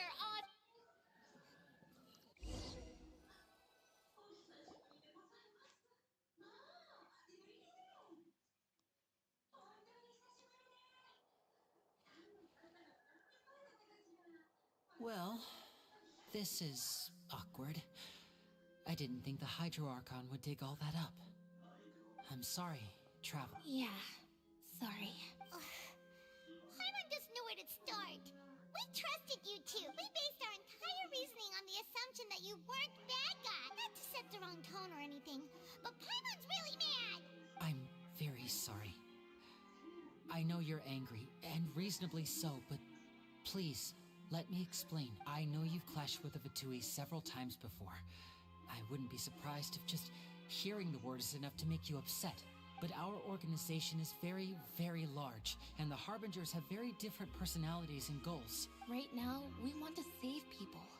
As many as we can. That's right. I'm sure we're on the same page when it comes to this nation and the disaster that its people might face. I knew if it weren't for our respective identities, we could become good friends. That's why I didn't wish to flat out lie to you, but chose to hide some details instead. The truth is very important, but being completely transparent about everything would see us spending more effort than we need to. Right. So, you be the judge. Heck, if I were you, I fear that I'd even struggle to trust me at this point. You met a Fatous who works as a magician, a trickster by trade. All by coincidence, too. But still, I'm asking you to trust me. I am no criminal. At least, not in this— Sorry. Please forgive us. Well, you both say that, but... Right. Let's hear your answer. Of course. I'll answer any question you ask. We've been trying to find out how the Oratrice operates. We want to know why it has consciousness. Why can it deliver sentences accurately? During our investigations, we learned that the machine's core is beneath it. From that moment on, Lynette and I have been designing this box swap trick with the objective of getting close to the core. Is that why you needed a whole minute? That's right. In truth, the audience would take about 75 seconds to count down from 60, while I would only need 15 to get to the opposite box. So, after jumping into the tunnel, I accessed the Opera House basement via the vent, and went to investigate the room in which the core is stored. That air vent was created during the construction of the tunnel specifically to execute this step. Well, nothing. As soon as I reached that room and was about to investigate, I heard someone's voice, which should have been impossible, of course. I was quite certain that I was the only one in the room. That voice seemed to recognize me and tried to speak to me. I chose to err on the side of caution and retreated the way I came. On the way back, I saw the broken vase and the clothes on the ground, but the countdown was almost finished, so there wasn't time to give it any thought. After that, the homicide occurred just as you saw. Well, that explains why you didn't hear the thud. Because of that prophecy I told you about, of course. We must know all we can about this nation's secrets in order to deal with that prophesized crisis. That's the only way we can save everyone. So, there you have it. The whole truth. I swear, I didn't hide anything from you this time. It was never my wish to proceed under this cloud of mistrust either. But, like I said earlier, you can be the judge. If you want to leave because you don't trust the Fatui, there's nothing I can do to stop you. Well, Traveler, you decide. Paimon will follow your lead however you choose. Okay. Thanks for giving us a chance. The current problem is that the scales are tipped pretty badly against you two. If we want to refute the Hydro Archon's accusations, we're gonna need a seriously watertight defense. Huh?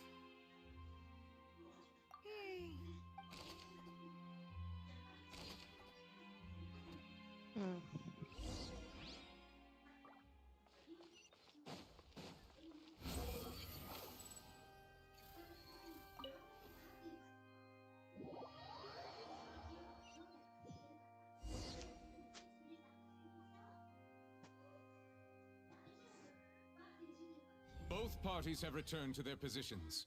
Let us continue the trial. When last we left off, Mr. Linney acknowledged the new evidence presented by Lady Farina as fact. Therefore, Lady Farina may continue stating her reconstruction of the event. That took long enough. Now then, at this stage, let's revisit that scene from Linney's perspective.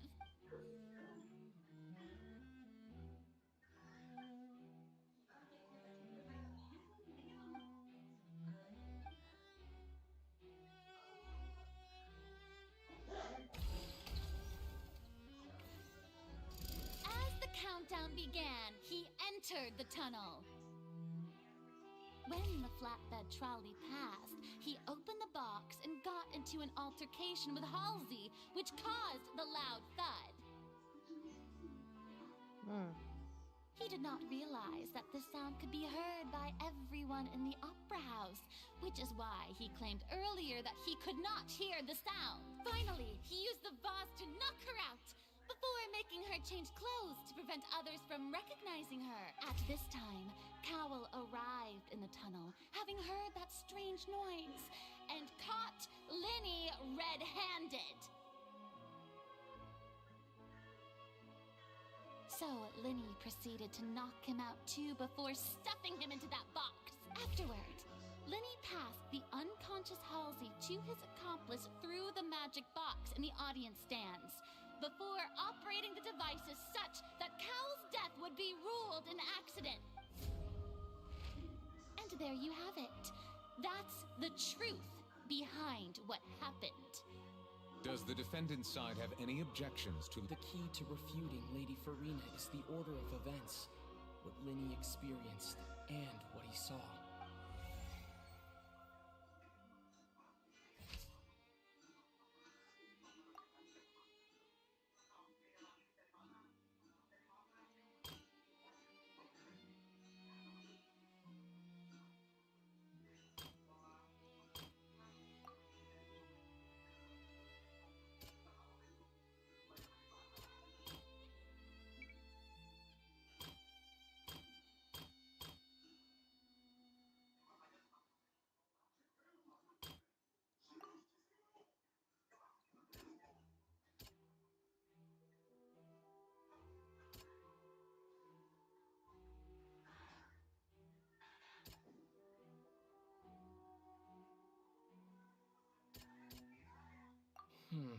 Seems this won't produce a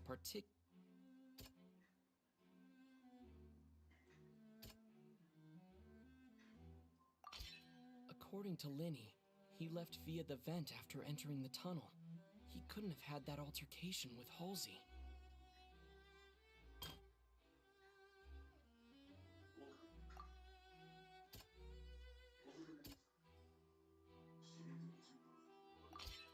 Lenny went to the room that contains the Oratrice's core.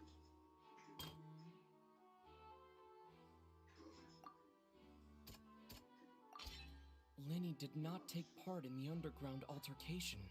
He...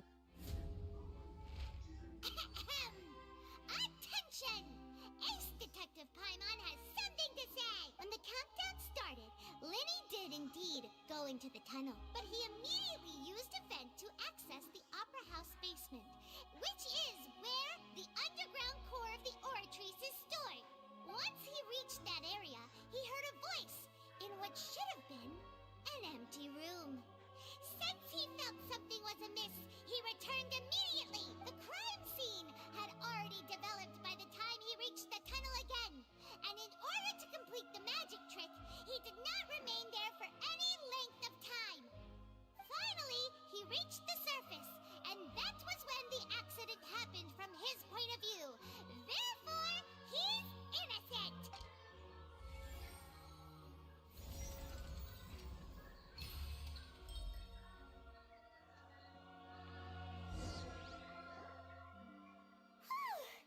Paimon did it! Paimon actually managed to say all that! Wasn't it awesome? In other words, you believe that he knew nothing of the incident? That's right!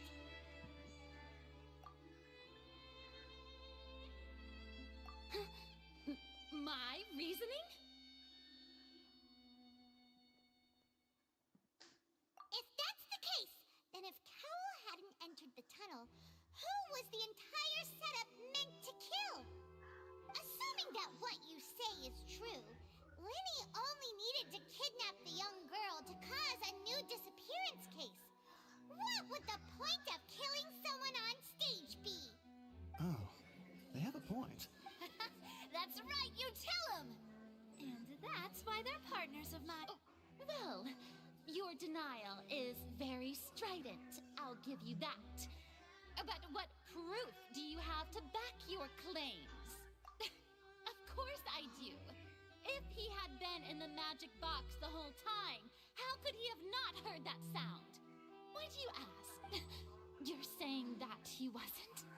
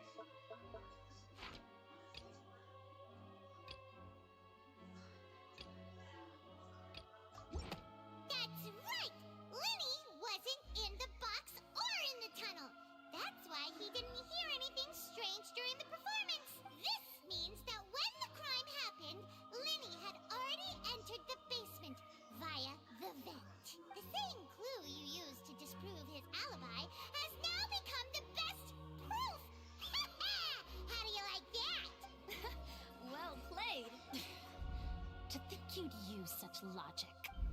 Well then, if it wasn't Linny who committed the crimes, then who was it?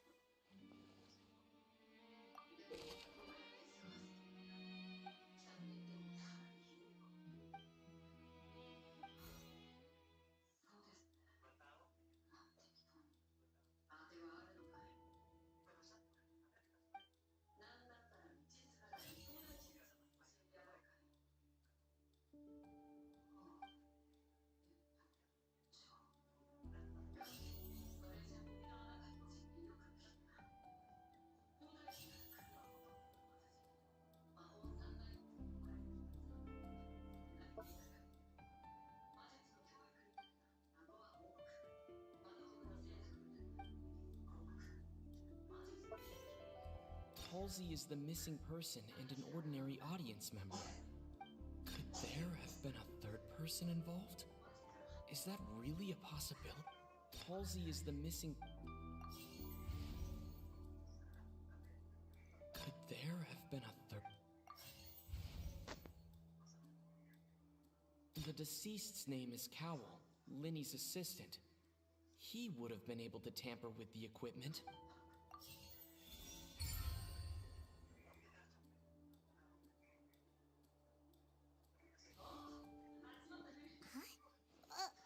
That can't be right. The killer was... What I must do next is recreate the truth. What Cowell did, and how he went from would-be...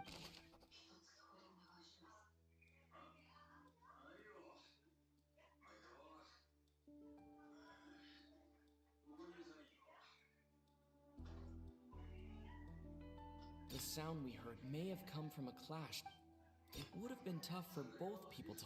Linny was not in the tunnel at that... It would have been tough for both...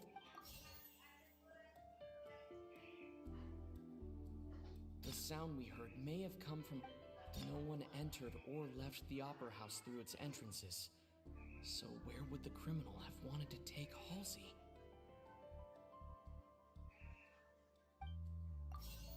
The deceased's name is Cowell. The sound we heard may have come from a...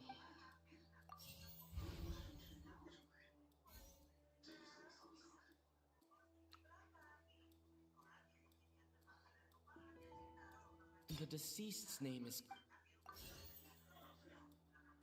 The deceased's name is Cowell, Linny's assistant. It would have been tough for both... The sound we heard may have come from a clap... The deceased's name is... No one entered or left the Opera House through its entrances. Halsey's clothing was in... It would have been tough for both people to fit into that vent. They would likely have bumped into Linny as well. No one entered or...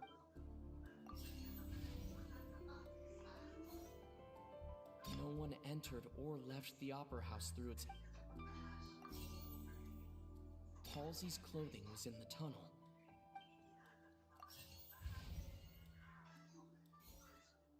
The sound we heard may have...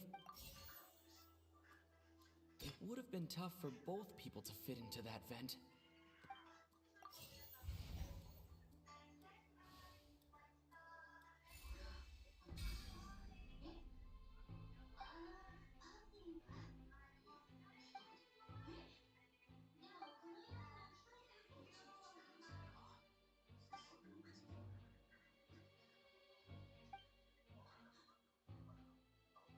What's wrong, Traveler? Are you still having trouble figuring things? Look, since we're at a dead end, why not consider a just like the trick as it transpired, the end result must have been utterly different from the magician's initial design.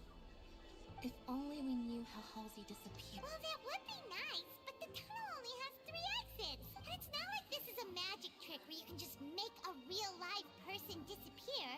You know, like you did from that water... Excuse...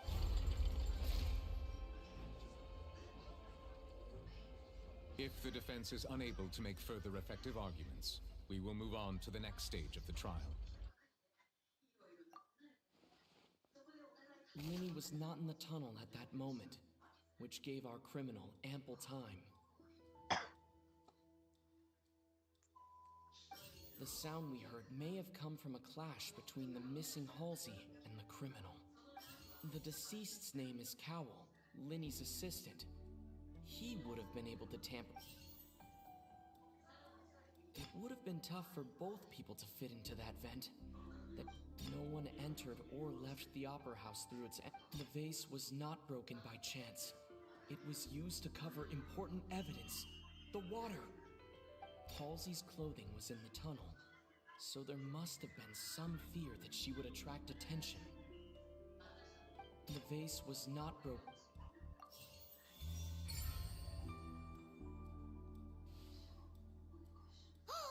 Paimon gets it! It all comes together if Halsey disappeared instead of being kidnapped. Lynette escaped from the water tank, vanishing gradually and leaving only clothes behind. If there's a similar method where a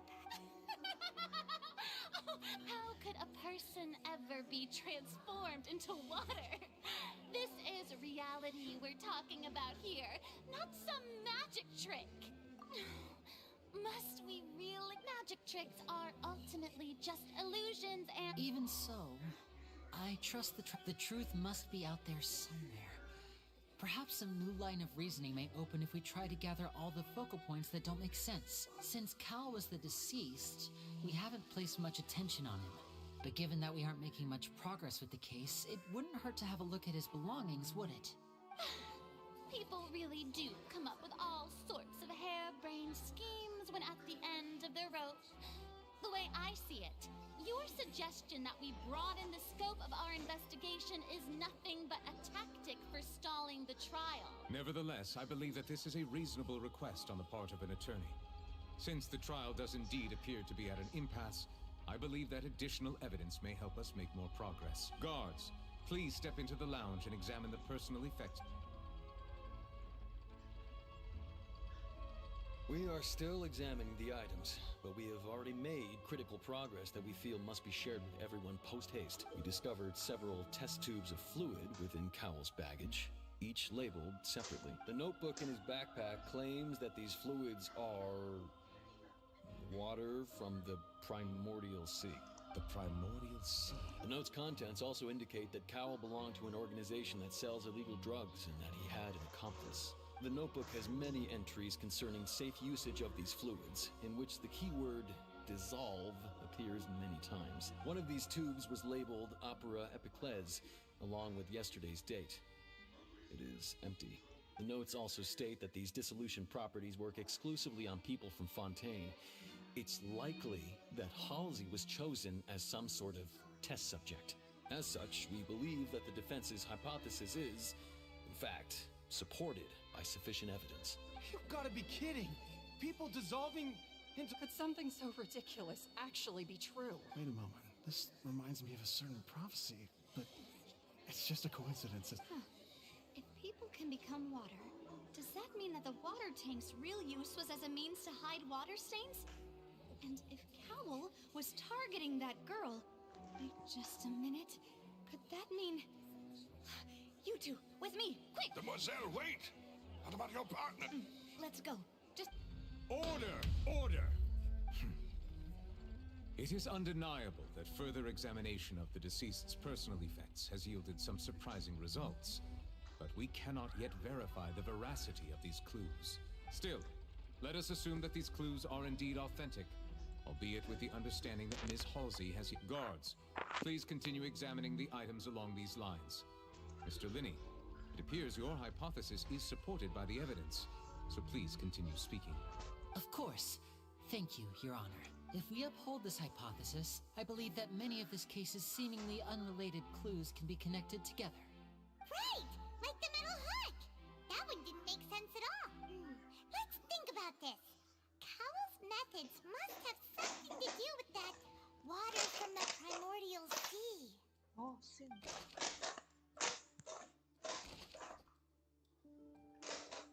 The deceased's name is Cowell.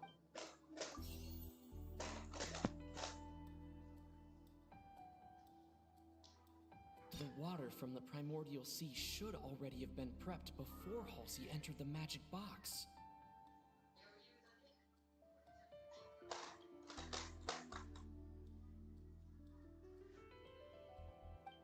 Now it seems like the hook rope was not meant for another magic trick, but was instead some form of triggering mechanism.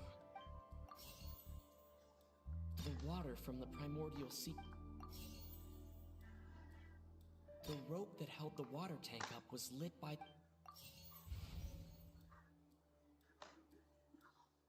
I remember there was something else within the inner layer of that box.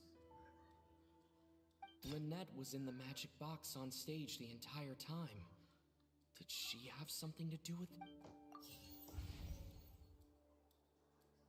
I remember there was...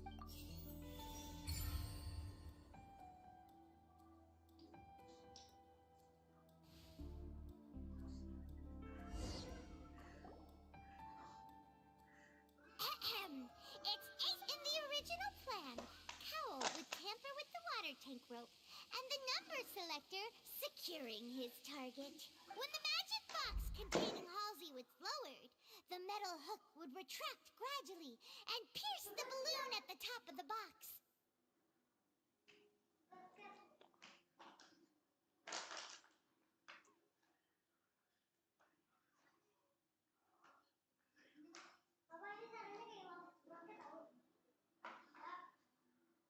When the balloon attached to the box popped, the water from the primordial seed inside it would pour down and dissolve Halsey.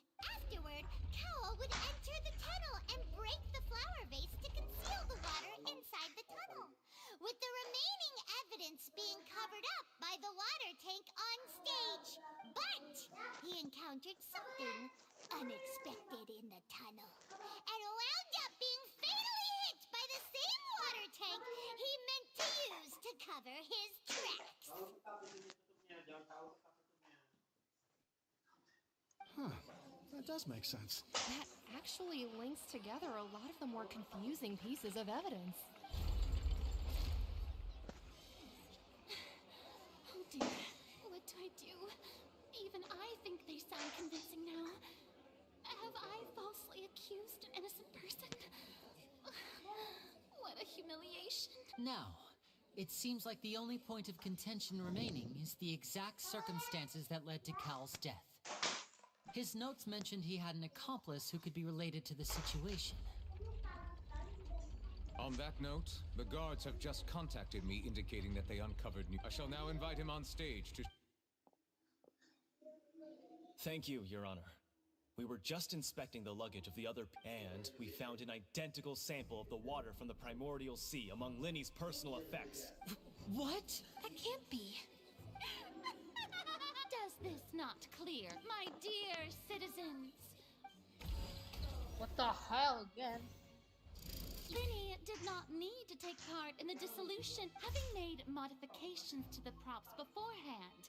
His accomplice Cowl then caused Halsey to vanish using the water from the primordial sea. But upon his return, in cruel avarice, Linny desired sole credit and prepared to do away with his partner in crime.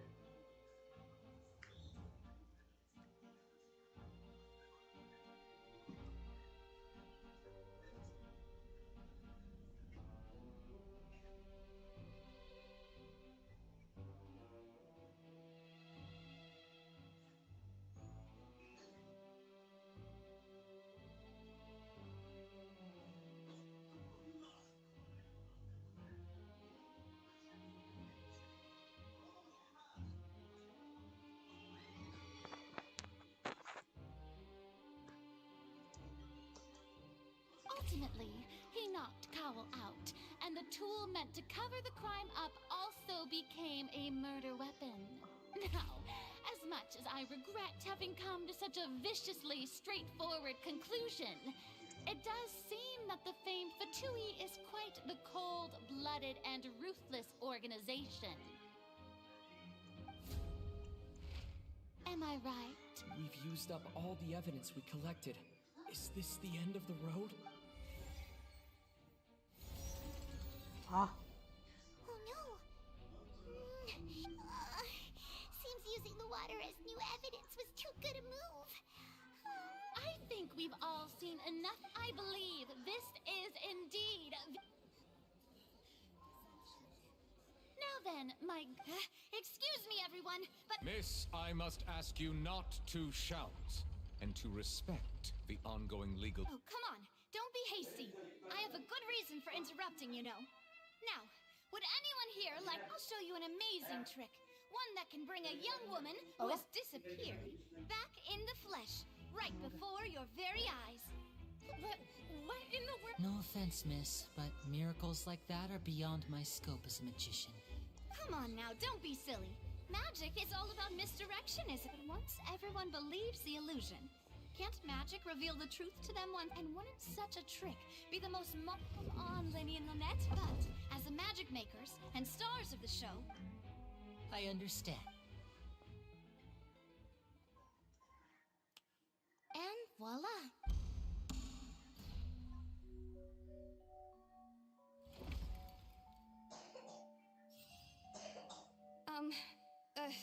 Sorry for the interruption. Wait, isn't that Halsey?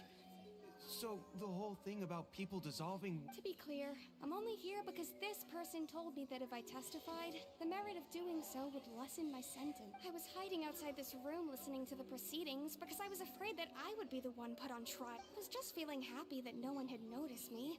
And then, before I knew it, she caught me. That'll teach you to underestimate us three. Where should I begin? I'm sorry.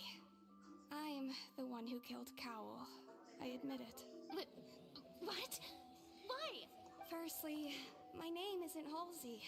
It's Lillian, and I'm originally from Mondstadt. I heard that Linny's show was gonna be a real thriller, but I missed the chance to buy a ticket, so I stole one. That's how I make a living. I steal stuff here and there. And I'd never been caught before. But I was noticed at the harbor a few days ago, and I barely got away. Lenny was the one who caught me in the act. Hey, no wonder you look familiar. So you were the thief. Liddy even mentioned that you were pretty skilled. Well, and I thought that would have been the end of it, but then the number selector chose me.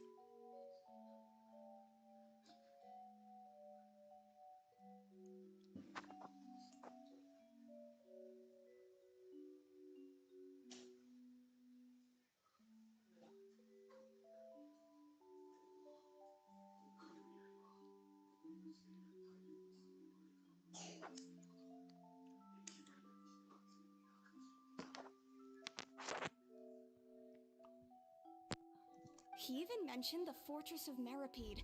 That's a prison, isn't it? So you can imagine how shocked I was. I thought he was onto me for sure. So I played along with the show while looking for an opening to flee. But then I got water poured on me for no reason, and then someone jumped into the tunnel to nab me. I wasn't going to take that lying down, so I knocked him out and stuffed him into the box. There was nowhere to run from there, though, so I had to change my clothes and hide in a box containing performance costume. I slipped out after the first guard arrived at the scene and continued hiding inside the opera house. Can a person even hide in there? But I swear, I didn't know that the water tank would fall down. Really, I swear it. Had I known that, I wouldn't have put him in the magic box.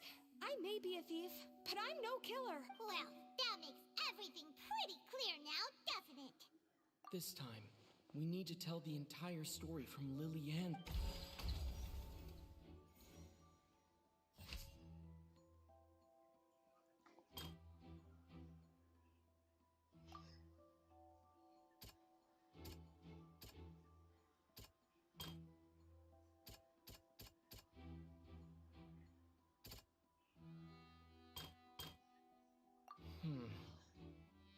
What the hell ini apa?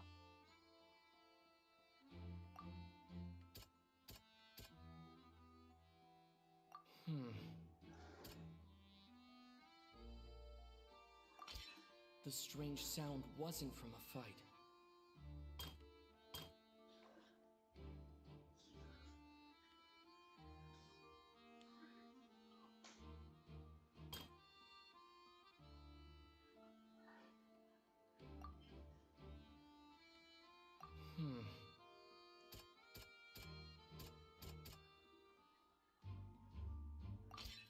The flower vase was not broken to cover anything up, but it was smashed during...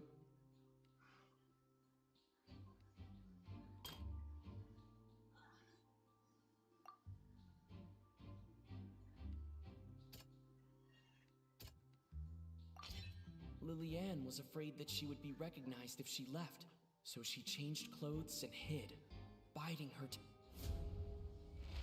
And it's Ace Detective Paimon time! Having been selected out of the blue, Lillian panicked.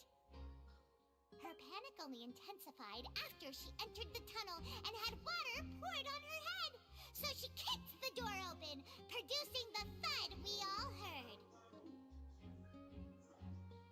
Hearing the commotion, Cowl leapt into the tunnel, only to discover that Lillian had not dissolved. He did not know that Lillian was not from Fontaine, but was a thief who made her way in by stealing a ticket. Mistakenly believing that the water from the primordial sea needed time to take effect, he tried to force Lillian back into the box.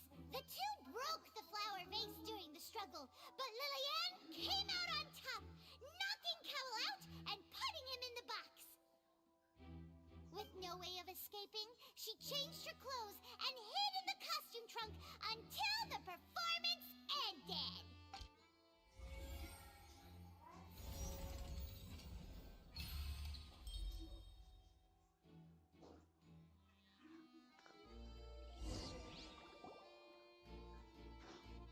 She knew that she would have to go through guard inspection if she tried to leave afterward.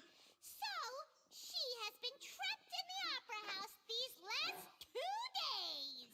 Ya. Hah? She had already become desperately hungry by the time we were chatting over macarons. So, she swiped 2 of them right under our noses. Talk about a sneaky thief.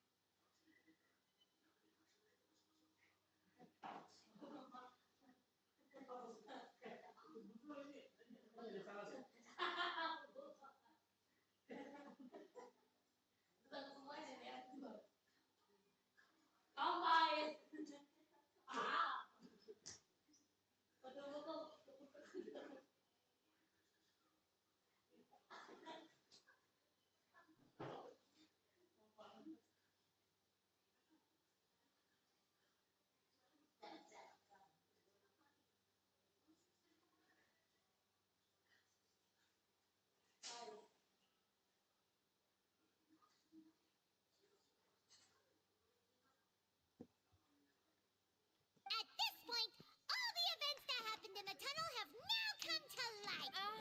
So that... Bravo! Now then, Lady Farina. Please answer the question, Lady Farina. Also, if I may add, the trial has not... What? Are you reading my mind now? No. I have no further arguments. I admit defeat. But really, could you at least have left me with some dignity? Wow! Look at that! She's like a deflated balloon now! If there are no objections, then as the Chief Justice of Fontaine, I shall once again repeat the full sequence of events. The actual perpetrator of the serial disappearances, Cowell, selected his next victim from the audience reservation list. With some modifications to the selector, he could ensure that the pre-selected young woman would be chosen. To cover up any evidence while committing the deed, Cowell thought of allowing the water tank to fall, which would conceal the water left behind after the young woman was dissolved. He also tampered with the rope suspending the water tank, using the fireworks at the end of the performance to cause the tank to drop and hide the watermarks. He poured the water from the primordial sea into a balloon during the preparation of the magic box and stuck it to the box's lid. Finally, he passed the prepared hook on a rope through the gap in the magic box's door when bringing the young woman to said box. When the magic trick officially began, the box containing the woman was lowered into the tunnel, tightening the hook rope and bursting the balloon containing the water. If all had gone to plan, the young woman would be dissolved at this time. However, Lillian was not from Fontaine, and thus fled the box with a loud noise. Realizing that there was trouble, Cowell entered the tunnel and met Lillian. Thinking that the waters had not yet taken effect, he decided to proceed. However, his opponent was more capable than he thought, and he was overcome, knocked unconscious, and placed into the magic box. Lillian, according to her own statements, then changed clothes and hid until the performance ended, before hiding in other parts of the opera house. As for Linny, he was in the underground structures within the opera house, and was thus ignorant of these happenings. From this reconstruction of events, we can conclude that Linny, the accused, is in fact innocent. While there is much in Linny and Lillian's conduct that should still be investigated separately, this case, at least, can be handed over to the Oratrice to make the final decision.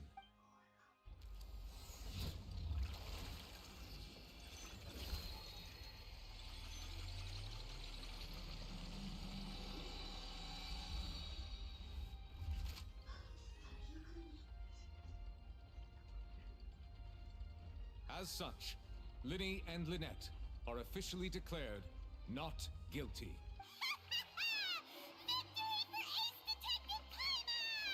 Great work, partner. Thank you all. Thank you so much. Next, how did you find the water from the primordial sea in Linny's baggage? Right! Your discovery caused me to make a serious mistake, you know. Or was that not? I suspect that the accomplice mentioned in Cowell's notes was not Linny, but you, yes? I'm sure you know what you must do to lessen your sentence. Speak quickly! Unless you want to earn yourself a one-way ticket to Coupon Town. I was just following orders. We were supposed to place blame for the serial disappearances onto Linny, and thus cause suspicion to fall on the Fatui. The higher-ups said this was the best opportunity to do so. And now that your plan has fallen through, and the secrets of the water have been revealed, you have become a liability to said higher-ups, yes? Therefore, you would be wise to tell everything you know, and seek the protection of the guards. Yes, I'll tell you everything I know. Our boss discovered that the water can cause people to dissolve. It can also be made into a potion, which when extremely diluted, can cause people to experience unforgettable exhilaration. We've been in this business for a while now, and have made decent mora off it. The disappearances were also the boss's idea. I mean, this is the boss we're talking about.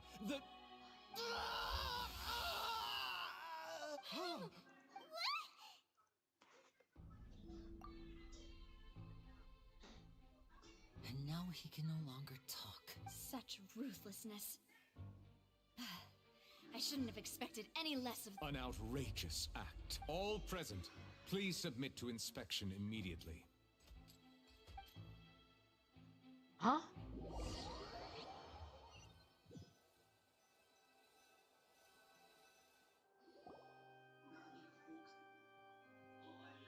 So, we're just going back now?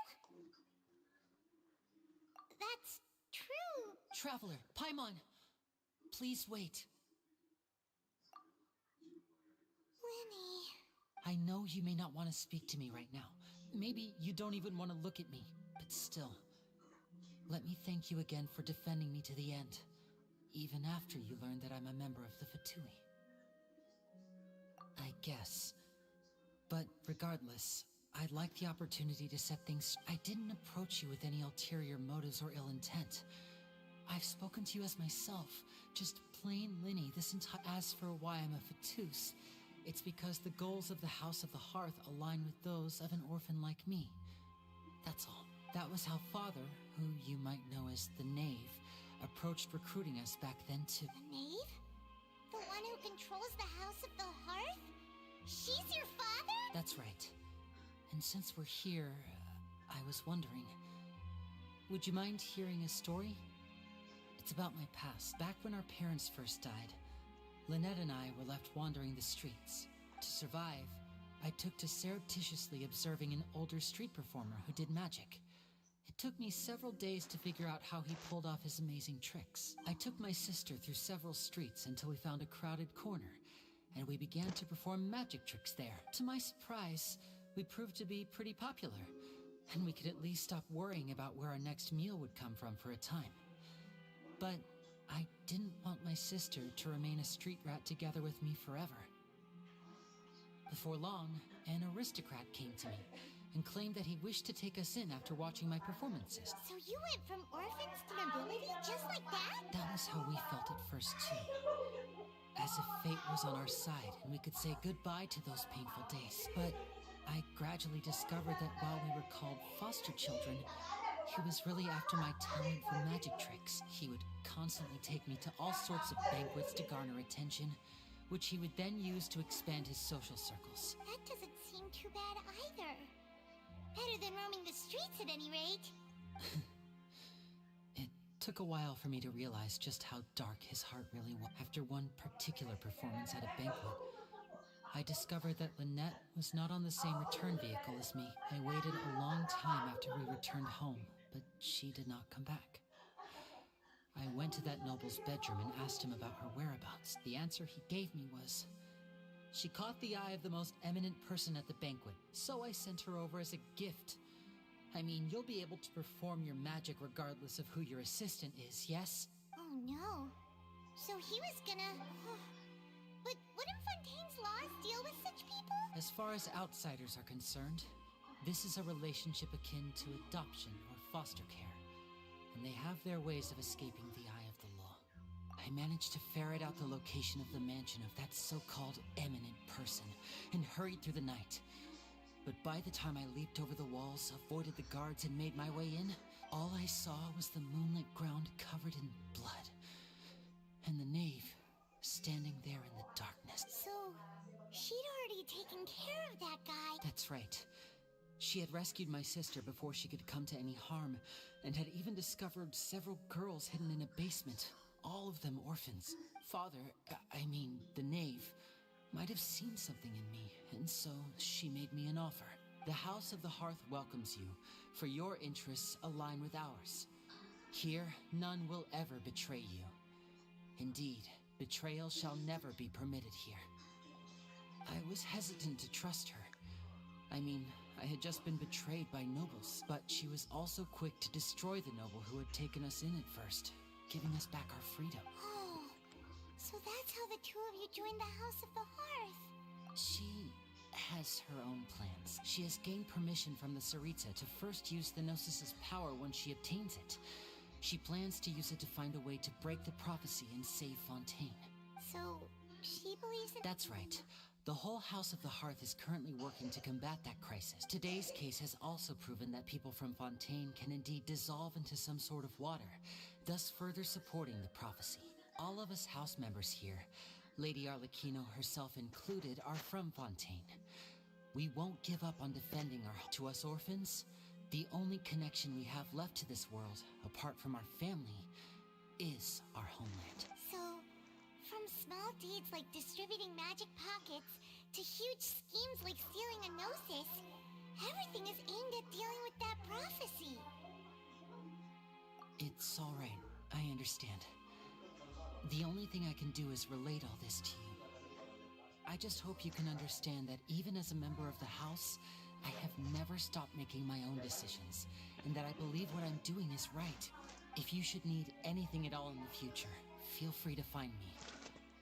I will do my best to help you, as plain Linny. Wow. Bye, Linny!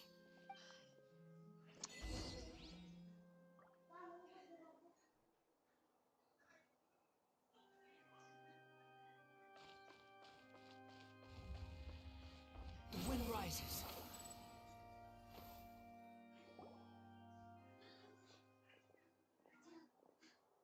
Hey there. What was with the disappearing act you pulled right as the trial ended? Were you looking for us? Well, this whole thing isn't exactly over, is it? I do feel that we're getting closer to solving the serial... What's wrong, my dear partner? Besides, are you sure we're the ones who can crack a case that's been cold for decades now? And given that there's new evidence from the trial, there should be a trail of breadcrumbs for the Hydro Archon's people to follow now. Ah, I see. Well, I won't lie. I'm a little shocked to hear that from you. But I suppose you are just travelers who have only arrived in Fontaine after all. Sorry. I might have been too presumptuous. Don't say that, Navia. Oh, and we were having so much fun investigating with you, too. It was like having new waters flowing into a stagnant mire, causing new hope to spring forth, and the reflection in the murk to become clear. Sorry about that. I'm a bit prone to nostalgia. Don't mind me. Wait, shall we have a farewell meal? You know, to commemorate our time as Huh? Do we really need to get... Well, I'd just like to have a proper ending to every important memory. That way there are no regrets later. Anyway, it would just be a meal, so it shouldn't take up too much. You don't have to... Oh, wonder. All right, then.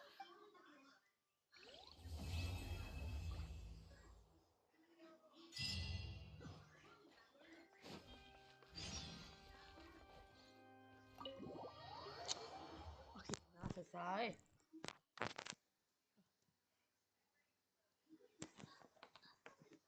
Wait, is that listed?